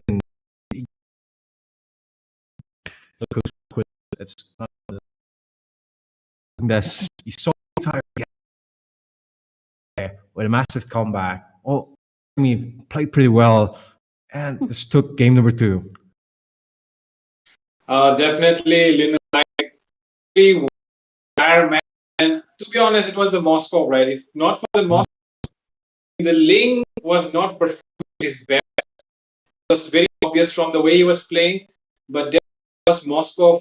Meanwhile, that Moscow was able to carry the entire game, along with the help of on that Tigreal keyboard movement coming up. Again, I go, yeah, definitely. What are your thoughts on the game so far? Right onto the draft was picked, the first thing that I said is the late game is going to be the chance that team they need to play around the Moscow, because if he doesn't farm up, he can't, dish out the potential that he has. And we have seen what happens when a Moscow is farmed up. He dishing out that to the late game, and the help coming the game changer. They just had to wait for the mid to late game, and they made the right decision. Definitely said by you, and yeah, break because the players have just asking for time, and I guess you guys some well intense on your boxes on the stream. Watch the ads because right now, those ads are becoming better and better day by day. I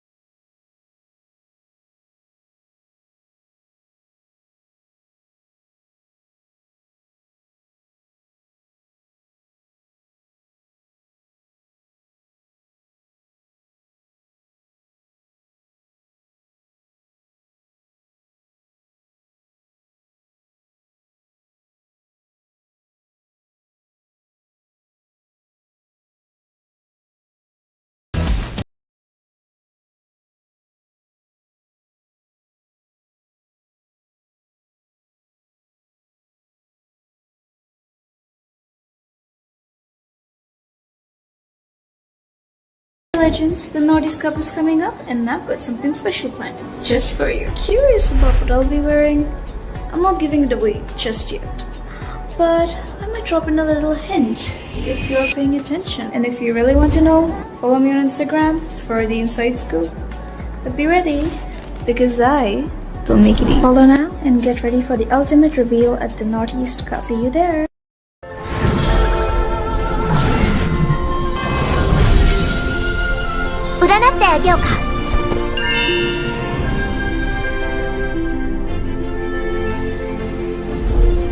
A thought to miss you, another to hate. Umbrella, show us what you've got. The umbrella is yang, the human is yin.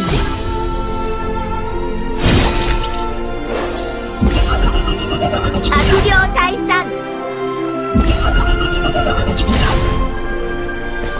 Curse simply means restriction. It seems that very few people know about Omyoda.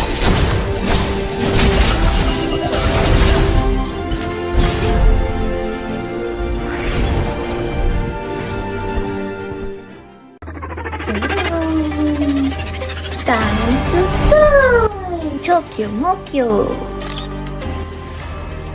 Don't you guys excited for the cosplay? Hello everyone, I'm bringing you guys an exciting news. The Nordic Cup is coming to Guwahati, Assam, featuring a huge prize pool of $3,000 and more than 2 lakhs diamonds. And also, we're hosting an incredible cosplay event. Don't you guys excited? That's not all. We're doing an epic skin giveaway daily on our stream. Just comment down to your ID and the team you're supporting, so that the caster or the host will select you randomly. So stay till the end and win big. See ya!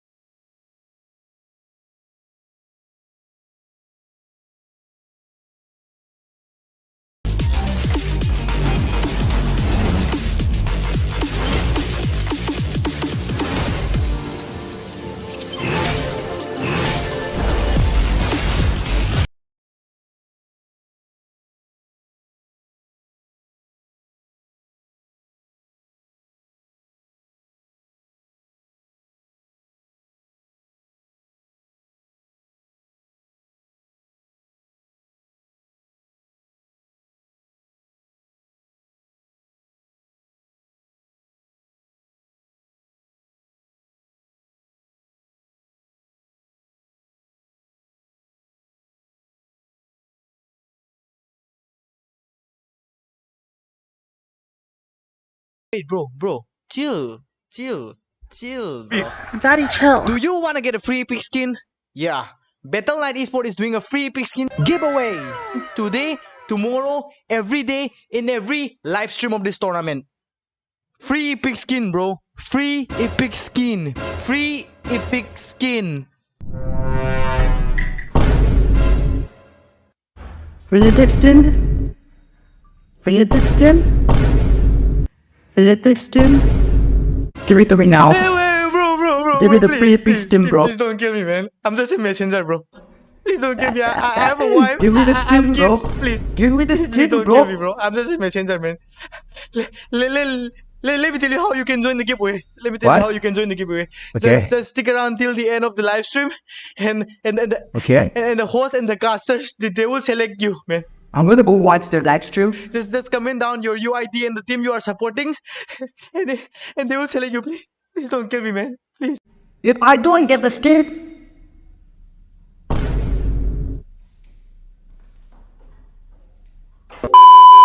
Yeah, if you want to win the epic skin, just stick around till the end of the live stream and just comment down your UID and the team you are supporting. That's all, man. That's all. Good luck, guys.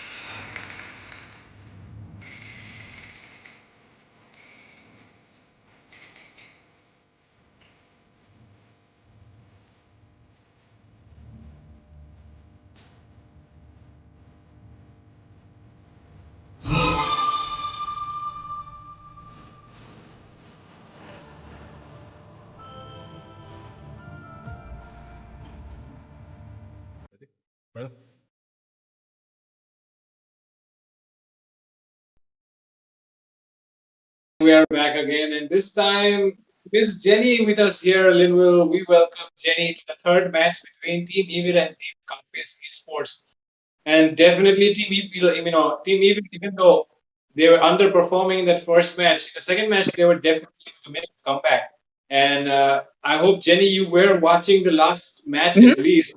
Definitely, I'd like your thoughts first about how the game might be progressing in the next game. Yeah, I was there the whole time. I have seen what a roller coaster of emotion both the matches were. I mean, both the teams obviously they gave their. Seriously, Ranbir, soan papdi gift का theme क्या 80s है? Ah, Lifafa, so thoughtful of you. Of course, I'm not being serious. Please go to Mintra now. Choose from 1 lakh plus premium gifting options at 40 to 80% off and gift better with Mintra. The electric Chetak, fully life-proof. A huge roller coaster of emotions, clashes, neck to neck battles. I think we will be able to see a lot of spicy stuff. Definitely spicy stuff, like you mentioned. Because this time, I really feel like Evil Esports are going to give their best. I mean, they have a lot of responsibility on their shoulders. Definitely because of the amount of huge fan base following which they have. And they really need to stand up on the emotions of these fans, the support that they have been providing after their comeback, which I've been mentioning before as well, that they really need to, keep their promises, keep the hearts of their fans, because there's a lot of people who are, hoping that they will win. But Cappies Esports might be able to turn the tables around for themselves as well, because they looked very strong in that first game. And definitely, we won't be hoping anything less than exhilarating game from their side as well. And with that, Lino and Jenny, I'll be leaving you guys with the draft. So take it away, guys. I'll be meeting you guys on the other side. Yep, let's go, Linwell. Let's take it away. Yep. I think that if Capis Esports manages to eliminate Evil from the Northeast Cup by winning this match, they're going to gain quite a good reputation. Yep, very much so. It's gonna be the final match of this matchup. Evil Esports showed us how they played, and Capis Esports alongside as well. Second game was intense, as you said, but the third game for now, Evil Esports. There's a reason why they're very well known. They showed us the previous game. Will they be able to fully commit in the third game? Oh, I'm very excited to see. But the draft's coming up. Although I'm your caster, Linwell, and joining me today in the casting desk is going to be Missy Jenny to bring you that wonderful play-by-play. Yep. And look at that. They have banned Link. Is that a respect win? Were they really troubled by Vip's Link in the last match, Linwell? Yep. It's gonna be, these bans are gonna be quite predicted because they've already seen at least 2 games how both teams play. They know the strengths, they know the weaknesses, who to prioritize. Viv has been locking that Ling a lot, and if you get off his comfort ban, comfort pick, it's gonna shake him a little bit because sure he did prioritize the Ling a lot, but he wasn't that well versed with it, especially in the early game. Mid to late did pick up the pace, which we want to see. But this time around, he's gonna have to switch it up a little bit. Yeah, they've also banned the Chip. It's like Chip he's got 100% ban rate. I think everybody gets him out of the table. Yeah. Again, still a lot of power picks are being led through. They'll probably end up banning the Phobias, maybe an Aurora. Let's see. What do you think? Yeah, Phobius Aurora might be more of a ban that we might see in this case, but both teams here, we've seen the Aurora Vixana picked by both of them, and they really like the combo. But instead, wait, is that it has an Aurora ban? Okay, coming up alongside the Kalina and Zushin. Evil Esports here, they really know what they want for these crowd control heroes. Have been quite a menace, and for the first game, at least, we did see them play off a more pick-off composition. So this time around, maybe they're gonna go and stick with the same plan. I'm waiting to see maybe the Dogman on show again, but it's only a hope. It's only a hope. Yeah, people are really picking this show a lot recently. Obviously, it got what is that? It's very small to figure it out. Is it Grok. Yeah, it's a grog. Okay, my eyes, my bad. Okay, it's a grog ban. Grog, yeah, versatile guy. He can be played as a roam, as an EXP, and given that very annoying, and you could also get a lot of good setups with a wild charge. So makes sense. As for the first pick, Linwell, what do you expect? Well, first pick here. Phobius is open. The Arlet is open. Arlet not going to get first pick. Edith also open. And Evil Esports, we've seen them prioritize the Vexana. But look who is there. The Suyo this time around. A bigger pixel, a bigger image to be seen. And Mhm. Suyo, man oh man, did wonders in the first game. Yeah. Well, he's gonna go with that Suyu again this time. So when it comes to countering a Suyu, what would you choose? Well, okay. Most of the time, it is gonna be the alpha here. With the Utility Matilda? fighter. Yeah. Oh, maybe we might see it happen. Matilda not banned. Hmm? Could be a very good opportunity, but no. Capiz Esports here picking the Vexana and the Edith. Vexana there. Oh, taken alongside the Edith here. Quite strong. Very good magic damage. Good initiation. Only thing they'll have to be wary of is probably those pickoffs, which we've seen very strong from Evil Esports. And a Mhm. Suyo alongside a Franco. I'm not saying I want to see it, but in the third game, which potentially the losing team could be knocked out.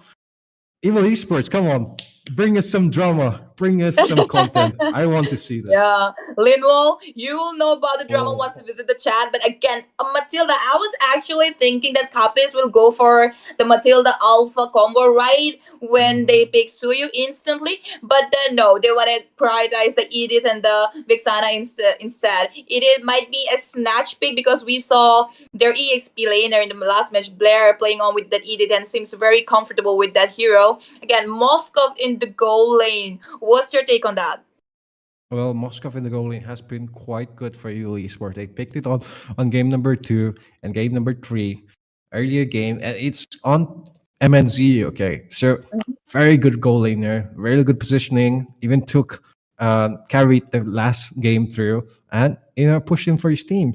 So the only thing they'll have you to be wary of is that early game, which Alpha locked in by Capiz Esports here, Mhm. and if they lose those early skirmishes, it's going to be pretty hard for Evil Esports. But having a Matilda here on your hands is quite good because, having the Suyo, you have a lack on escape. So the Matilda's Yeah. guiding winds provides it wonderfully well, unless it gets changed CC'd, which in this case just might happen looking at Capiz Esports composition. Okay. So now their band's gonna be popping up soon, but given the fact that they have a Matilda on the roam, Gato has been banned already. Evil Esports will need an EXP laner that will be really good at setting up, right? Because Suyu is more of a follower. He's got incredible damage and sustain and everything, but he won't be able to set up. So I think they will need a good initiator, and Gatot Kacha would be a good option, but he's banned right now, followed by the Harry from the side of Evil Esports. So what do you think? I think they're gonna target the EXP laner a lot right now because they already got their roam, right? They already Maybe the got Phobius. yeah. Now what's most important for Evil Esports right now to get a really good setup EXP. Okay, they have banned the Lilia instead. Oh, yeah. Quite a good decision. Later with the Black Boots. Very good in escaping, Mhm. decent damage. A lot of teams have been picking it back up again. And this time around, though, Evil Esports, they need that front line, as you mentioned, which not a lot of heroes can provide. But in this case, they want to give MNZ a really good laning opponent, with the Nathan being banned off. Nathan being a staple pick for Capiz Esports, dominated first game, second game banned off, third game banned off. Evil Esports, really good drafting coming around.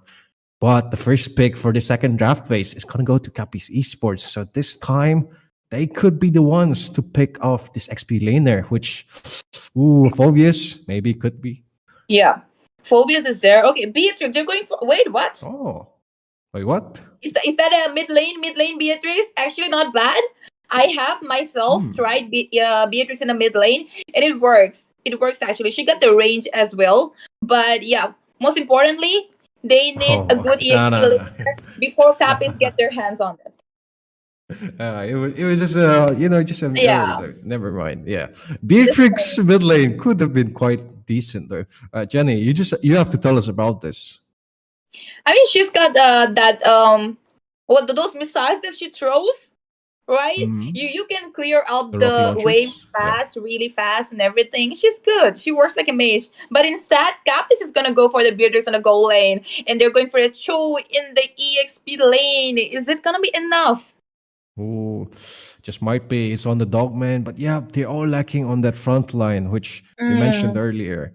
So a lot of pressure on him, which he did fulfill on the previous side, but that time around he was the roamer. So this case he's gonna be the XP laner, unless Evil Esports pulls up a Sicilian XP lane or Matilda XP lane. Oh, it's gonna be hard to tell what happens when we go into the match. But Capiz Esports with the Kaja pick, this is really good coming around if you pair with the Beatrix.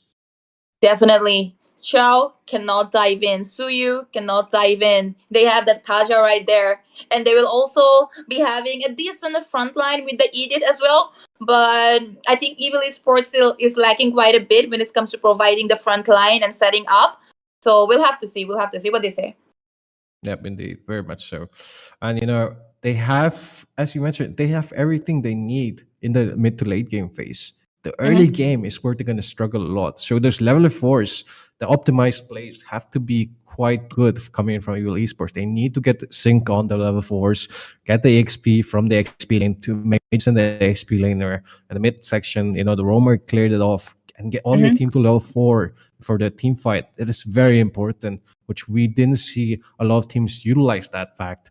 Yeah, sure, you see that in pro play, you see that in the match for ABM versus ET, but this time around, that's really important for the turtle fight.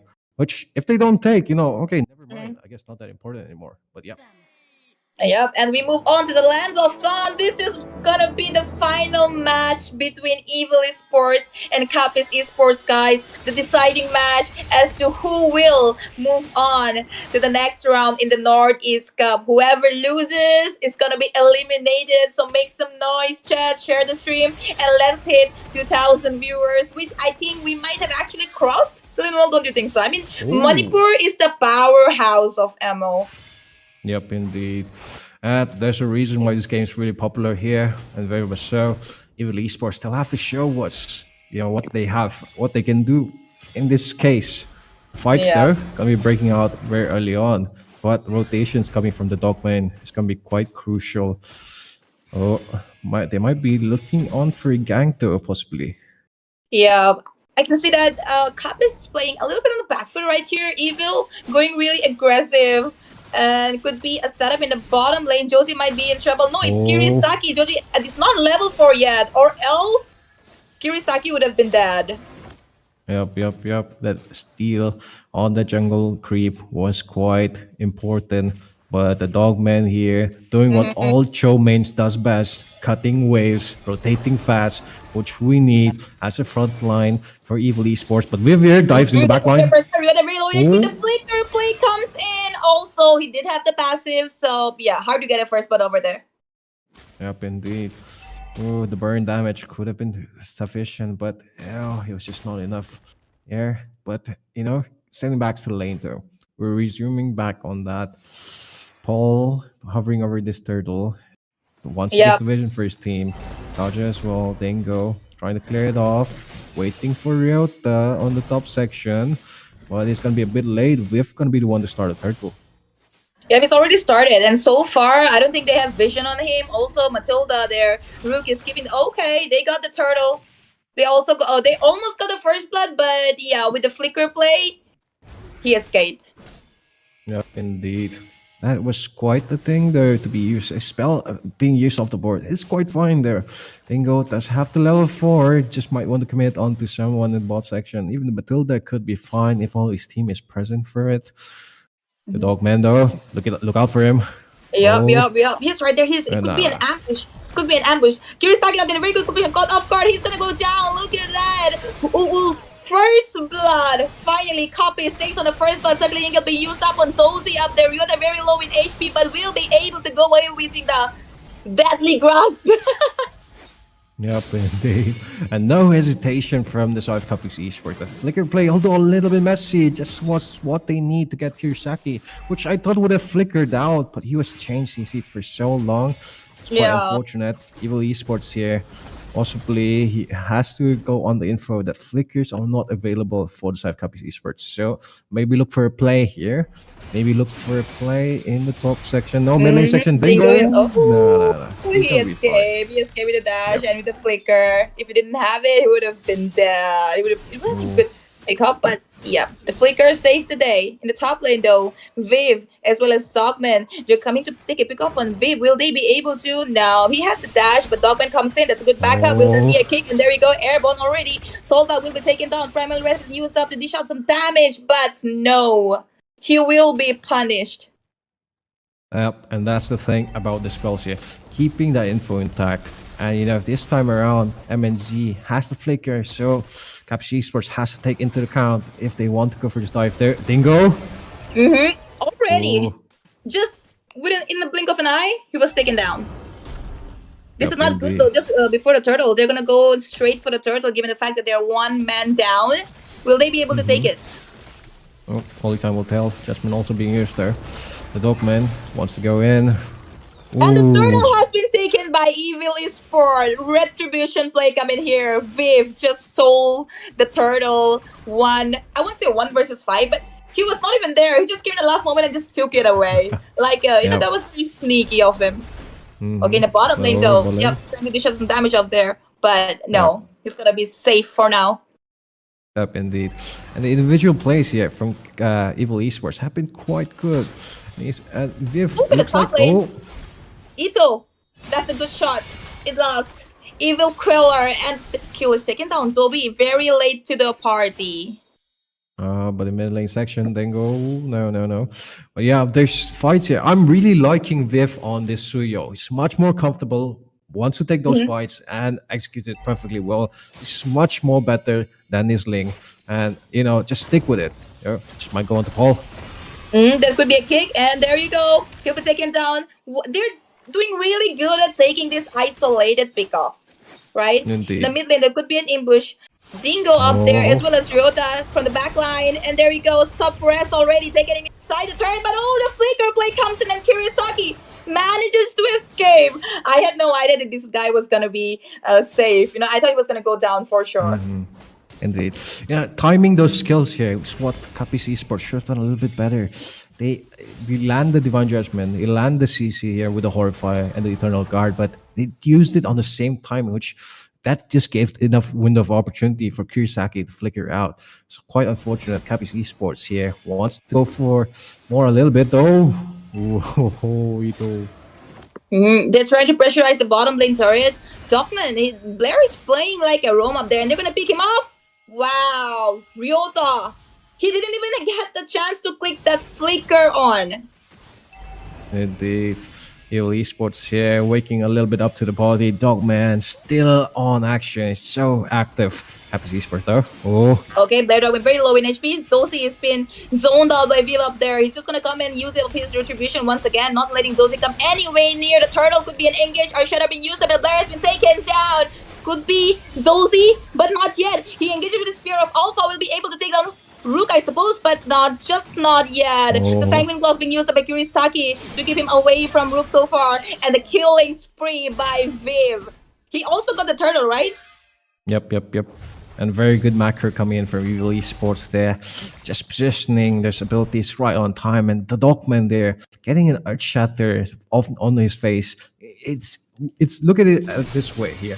His team doesn't need to take that. But bot lane also, Jersey, nah, they're gonna be fine. They're going to fight. That was close. That was close. Yeah, but I thought one of them was gonna go down, but then they used. Okay, Blair Dogman using. I thought he was gonna go and engage over there, but he did. He actually did. He takes out him with gold laner. We'll be taking on again. Flicker play comes in the right time. Sadly, Eagle been used up already. The machine gun comes in all handy, and he will be taken down. The gold laner is taken down as well. Both sides. Oh my god. I had no idea that Blair was actually gonna engage right there. I thought he was just gonna go and give some vision, dive in and dive out. Yep. But that's the thing with the show. You never know. It can be so unpredictable. And Evil Esports there. MNZ diving the backline was quite difficult. But Viv. Vivian. He's gonna escape that one. I'm very sure. There you go. Yep. Indeed. There you go. The Divine Judgment been used up. Kirisaki. He was caught off guard. I mean, should have known. He should have known to stay a little bit far away from the Kaja. He's always ready to bring him up to the team with Divine Judgment on. But Circling Eagle being used up, that'll be a false engage. But yeah, it's gonna be a 3 versus 4 situation in the bottom lane. They're trying to dive in and get some kills. The Eternal Guard has been used up already. Blair, oh, that was a wrong kick. Itzo, Blair will be punished for that. There you go, very low on HP, but manages to escape so far. But no, Primal Rod been used up to secure the kill up there. Vip all the way from the mid lane up to the bottom lane, but it's too late. It's too late to the party. He's gonna have to escape from there instead. Yep, indeed. And that was quite the issue here. Dogman, wonderful choke player, but you just make the one mistake and it cost you the entire team fight, which, Capiz Esports capitalizing off of that. But Evil Esports here, playing a little bit rough right now. And positioning for Capiz Esports has been quite strong, the case, mostly due to Kaja being a huge menace. I think he already has the fleeting time, just being able to spam those divine adjustments, so many situations. Rook though has to step up. Yeah, that could have been good engage, but then again, player Dogman not a very good engage up there. Has to retreat and save themselves from the situation. Viv though going straight in for Dingo up there, but no, again, he's gonna have to escape from the situation. There is Matilda for the guiding win, and that is why they're risking up their positions all the time. Indeed.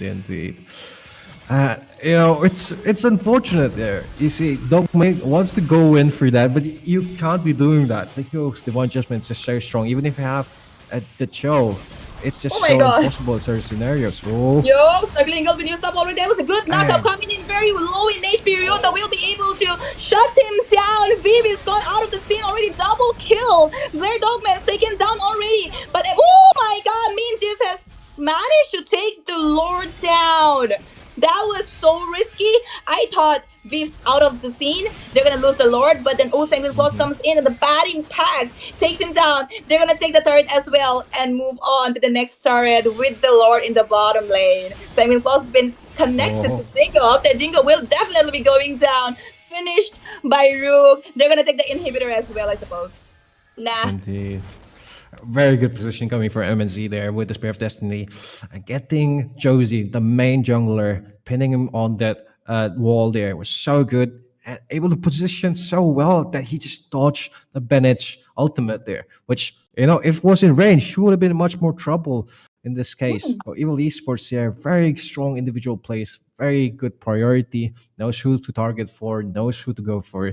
Capiz Esports also, they're punishing Evil Esports quite well when they overstep, but it's just not enough. They need to go on aggression, which they try to do, but alongside, the Vixana's Eternal Guard or even the Beatrix Rocket Ultimate, I'm sorry, I forgot the name, but those two cases, which was just, it was positioned, but just on advance, so they didn't really do anything with it. Not really zoning, also and then just making it go to waste. So, they'll have to sync their abilities a little bit more in those team fights if you want to see happen. If they want to win this matchup, which we are waiting a little bit for them. Scores are even now. Law is pushing down bowling section, which a lot of times of Evil Esports here prioritizing the top turret instead. It's an all-in early Lord. It's not too strong. Capiz Esports still can take it on, and maybe could go for a flicker Divine Judgment if possible, or just punish the Dogman, which he's been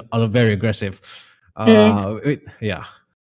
Yeah, actually, Dogman right here, Blair, he's playing really aggressive and his contribution is a lot in the game. His impact was obvious. I think he did make some funny kicks once or twice, but then the isolated kicks and everything. Yeah, this guy is great. He knows what he's doing. Again, the goal laner as well during the Lord here means V was out of the scene. I thought they were gonna lose the Lord, but then he manages to take down the Lord. He manages to turn the gang around to their favor. So yeah, with this Lord, the control has definitely slipped away towards the side of Evil. Indeed. And they are taking the jungle here, which is a very good thing to see. 35k gold, 5k gold difference, and very strong. ये क्या कर रहे हो सेनापति? आपकी जमा की हुई राशि की हिफाजत जहाँ पड़ा कोई लूट न ले। 100 ताले और लगाए जाएं। यहाँ ताले की कोई जरूरत नहीं, ज़ूपी लूडो पे आपका डिपॉजिट है बिल्कुल सेफ। आज ही zupi.com से ऐप डाउनलोड करो, खेलो लूडो और जीतो लाखों तक कैश। इस खेल में आदत लगना या आर्थिक जोखिम संभव है, जिम्मेदारी से खेलें।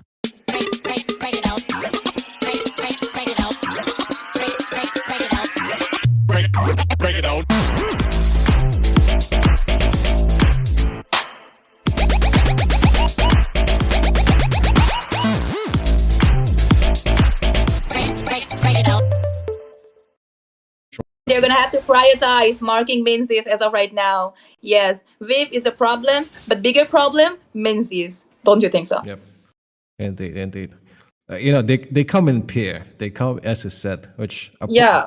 troublemakers make troublemakers. But for now, though, Evil Esports here, very aggressive positioning here, wanting to catch Capiz Esports a little bit off guard because they're expecting that wave clear to maybe start before this lore fight, but Capiz Esports here all waiting for perhaps this show to walk in the bush, but he's not even nearby. Rook though just might be the target. Rook. Oh my god, yeah. After That was like, oh, this is gonna happen. He's gonna get ambushed, but no, just not yet. He got the vision instead. Oh. He was just trying to get the check, but okay. Oh, could be a kick, and there you go, airborne. No divine. Oh, he does have it, and Blair Dogman will be punished for the aggression, I suppose, but no, not yet. Viv not in a very good position, but the guiding wind once again. Every situation they get them into, guiding wind always there to take them out. That's what we've been talking about in the draft. A Rook here being a quite good pair alongside Suyo, which phenomenal right now. Viv here, this is like your top gameplay, mate. So we've been seeing great positioning, great plays from Evil Esports, even right then, baiting out the conceal and flicker from Dingo, which you won't be having in this next upcoming fight. So if they try to go for it, it's going to be very rough on them, and Dingo will be the one who is needed to punish Dogman if he tries to go for a flicker, Jikundo combo. Yeah. So it's looking grim. It's looking grim here. For the side of Capiz Esports, they'll need to position really well, time those ultimates, especially Ito, to be the one to clear those waves. So for now, Evil Esports precise syncing and being really patient right now, waiting for the bot lane section, waiting for the Lord. Blair will be punished for that aggression, just like you mentioned. He tried to flicker kick someone out with the Wave of the Dragon, but that didn't happen. He was punished. Oh, that was very early on. Very early. I was expecting a little bit later, but Evil Esports, I don't know if that's the right play. They're still fighting for it. Ooh, the bad impacts damage. I don't know if you noticed, but that's a lot of damage Kirisaki has been dealing right there. He forced Ito to just recall and get his HP bar back. Again, they will be able to take the inhibitors though. Kirisaki dealing in a lot of damage. They have to chase too many rabbits. As of right now, there is Menzies, there is Kirisaki, and they're gonna have a really hard time to even reach to Kirisaki. They don't really have a proper backline as of right now. Zozi, he cannot reach him at all. Dingo, he has to play reactionary. So what will they do? Oh, yeah.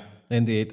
For that, I think they'll have to take pickoffs once again, or Paul will have to take on the aggression. He will have to use those flicker earth shatters, but possibly, he has to have some backup alongside of that. So maybe an Eternal Guard, maybe Alpha could charge alongside him, and Kaja could get a pickoff, and Vexana with alongside Ito here on the Beatrice could melt that target. So get 2 targets first, and then after focus on the rest of the 3. So this is like one of the best case scenarios you could see for Capiz Esports, but Evil Esports there, it's a little hard to do. They are really good with their positioning. They know exactly when to go on the aggression, when Kaja doesn't have divine judgment, commit to that, or play safely. And still play coming out. Oh, 17 will be used up already, but no, that's a false engage. That's a false engage. They're gonna come back. They know the guiding wind will be up there, but in this time, so it was Rook himself who actually went in. They were trying to pressurize the mid lane inhibitor, but they're probably gonna go for the Lord instead, and this Lord could be the game ender. Yep, indeed. But may I just say, that was a beautiful circling eagle. One which, if missed time, could have been punished by Divine Judgment, but Dingo, like your play. Yep.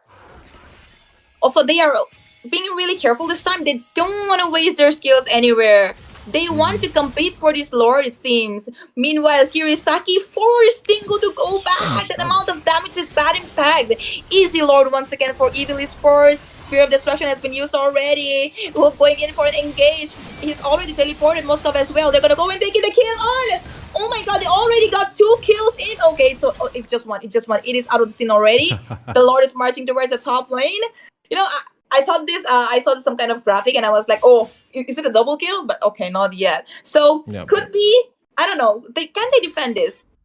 Yep, indeed. It's difficult, you know. They utilize the flicker indeed, especially Ito.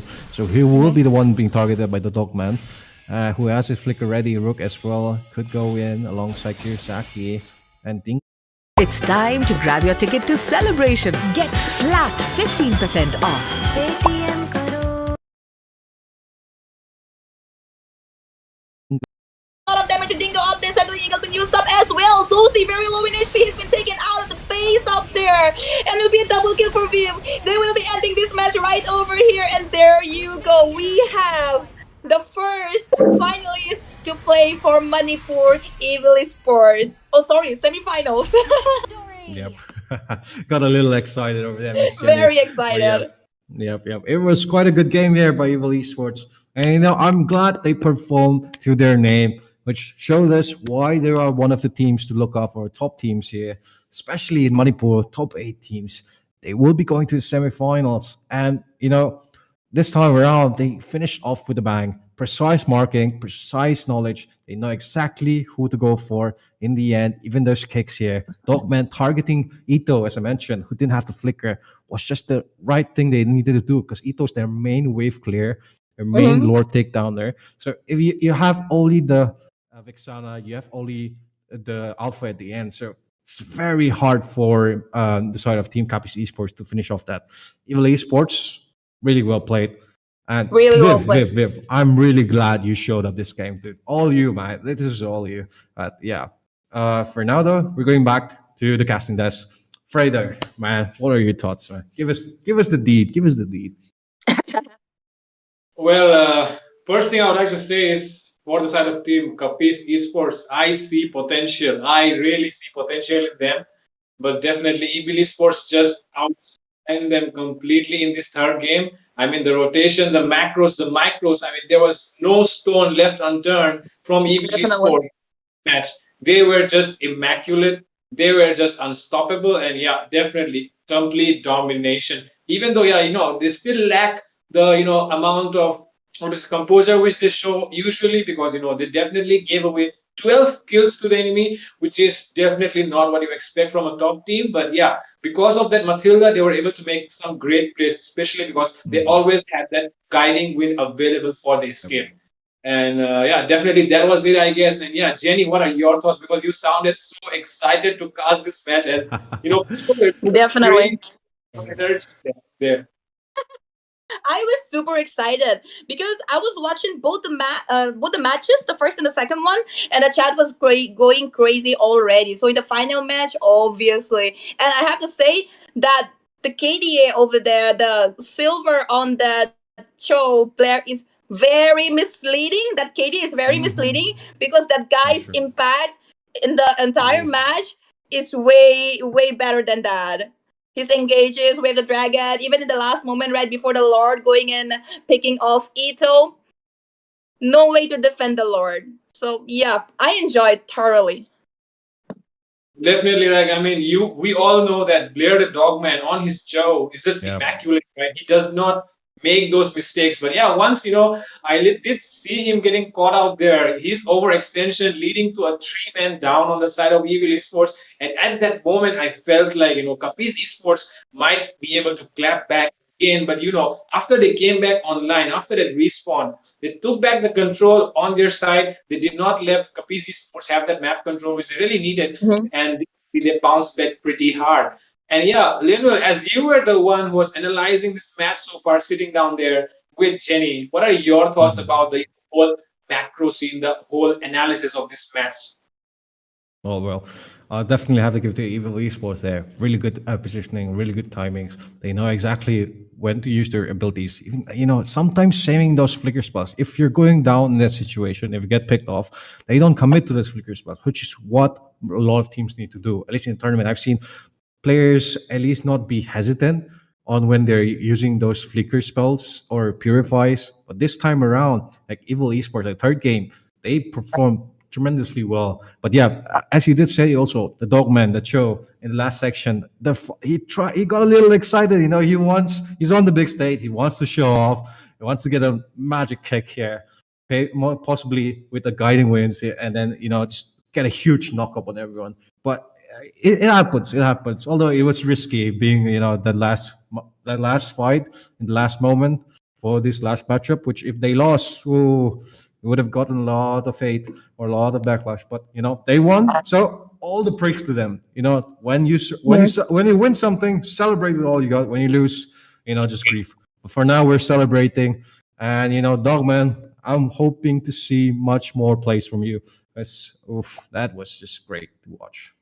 Definitely, definitely. I agree with Ed that the things which you said there, and the just to mention the fact that being one of the top squads in India, which has such a huge following over the years. I mean, their fan following has not decreased at all because I mean we all know the impact which they bring onto the community as a team because their presence just unites the whole community. They bring them together and sometimes it feels like they are the reason why the entire Indian ML community just comes together and watch them play because we all know how they just summoned even the people who were dead because their presence just makes us feel like we still have a name in the entire globe because I mean there are a lot of players who have played for India and represented India on a global stage but definitely when their name comes up we all know why we remember them because I mean top 7 flags for India you don't see that often, right? I mean they really represented our country so well because of which I mean they just made us proud and Jenny, I would like to ask you this thing. I mean suppose you were even esports, so many people expecting you to win. I mean so many people's what to say their hopes riding on you for the win and you lose the first match. I mean, you just lost the first. You just disappointed so many people who had trust and faith in you because you made a comeback after such a long time. So, what if you were Evil Sports? What would you do if you lost the first match? Obviously you're gonna feel really nervous because when people have expectations from you, you get nervous. You have the pressure to not prove them wrong. You have the pressure to live up to their reputation. So yes, you're gonna feel a little of upset, a little setback, but then you convince yourself, we can do it, and then you come back around. They're Definitely. teasing us. They're teasing us. I mean, if it was me instead of Evil Esports, if it was, if it was not, if it was me, then I mean, I would have been crushed under the pressure. I mean, losing the first game itself. So definitely, it's very, very, what to say, heartbreaking for the fans. And after that, trying to make a comeback so that the fans still believe in you, keeping their belief, keeping their trust. It's a very big thing. And ladies and gentlemen, with that, we will be going on a short break because, we have to set up for the next games because the semi-finals is right up. So don't go anywhere. Stay tuned on the stream because we'll be right back.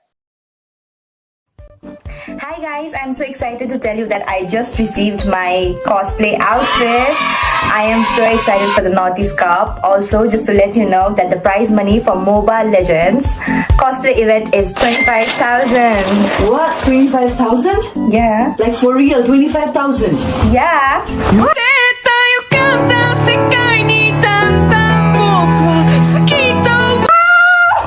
Guys, I got Rumi's outfit, so now the 25,000 is mine.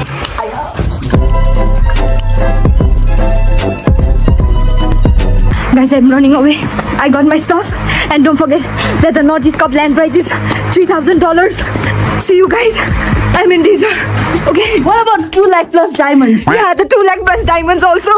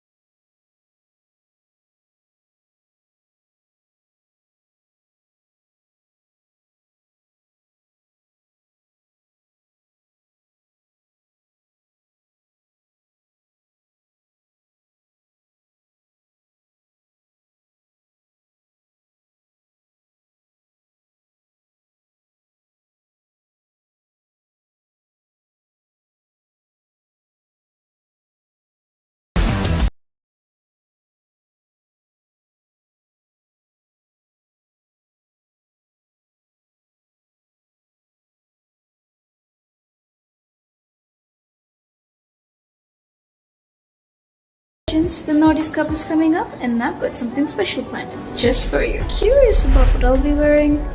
I'm not giving it away just yet, but I might drop in a little hint if you're paying attention. And if you really want to know, follow me on Instagram for the inside scoop. But be ready, because I don't make it easy. Follow now and get ready for the ultimate reveal at the Northeast Cup. See you there.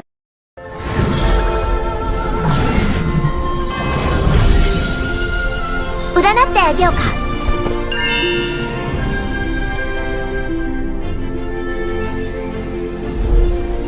thought to miss you, another to hate. Umbrella, show us what you've got. The umbrella is yang, the human is yin.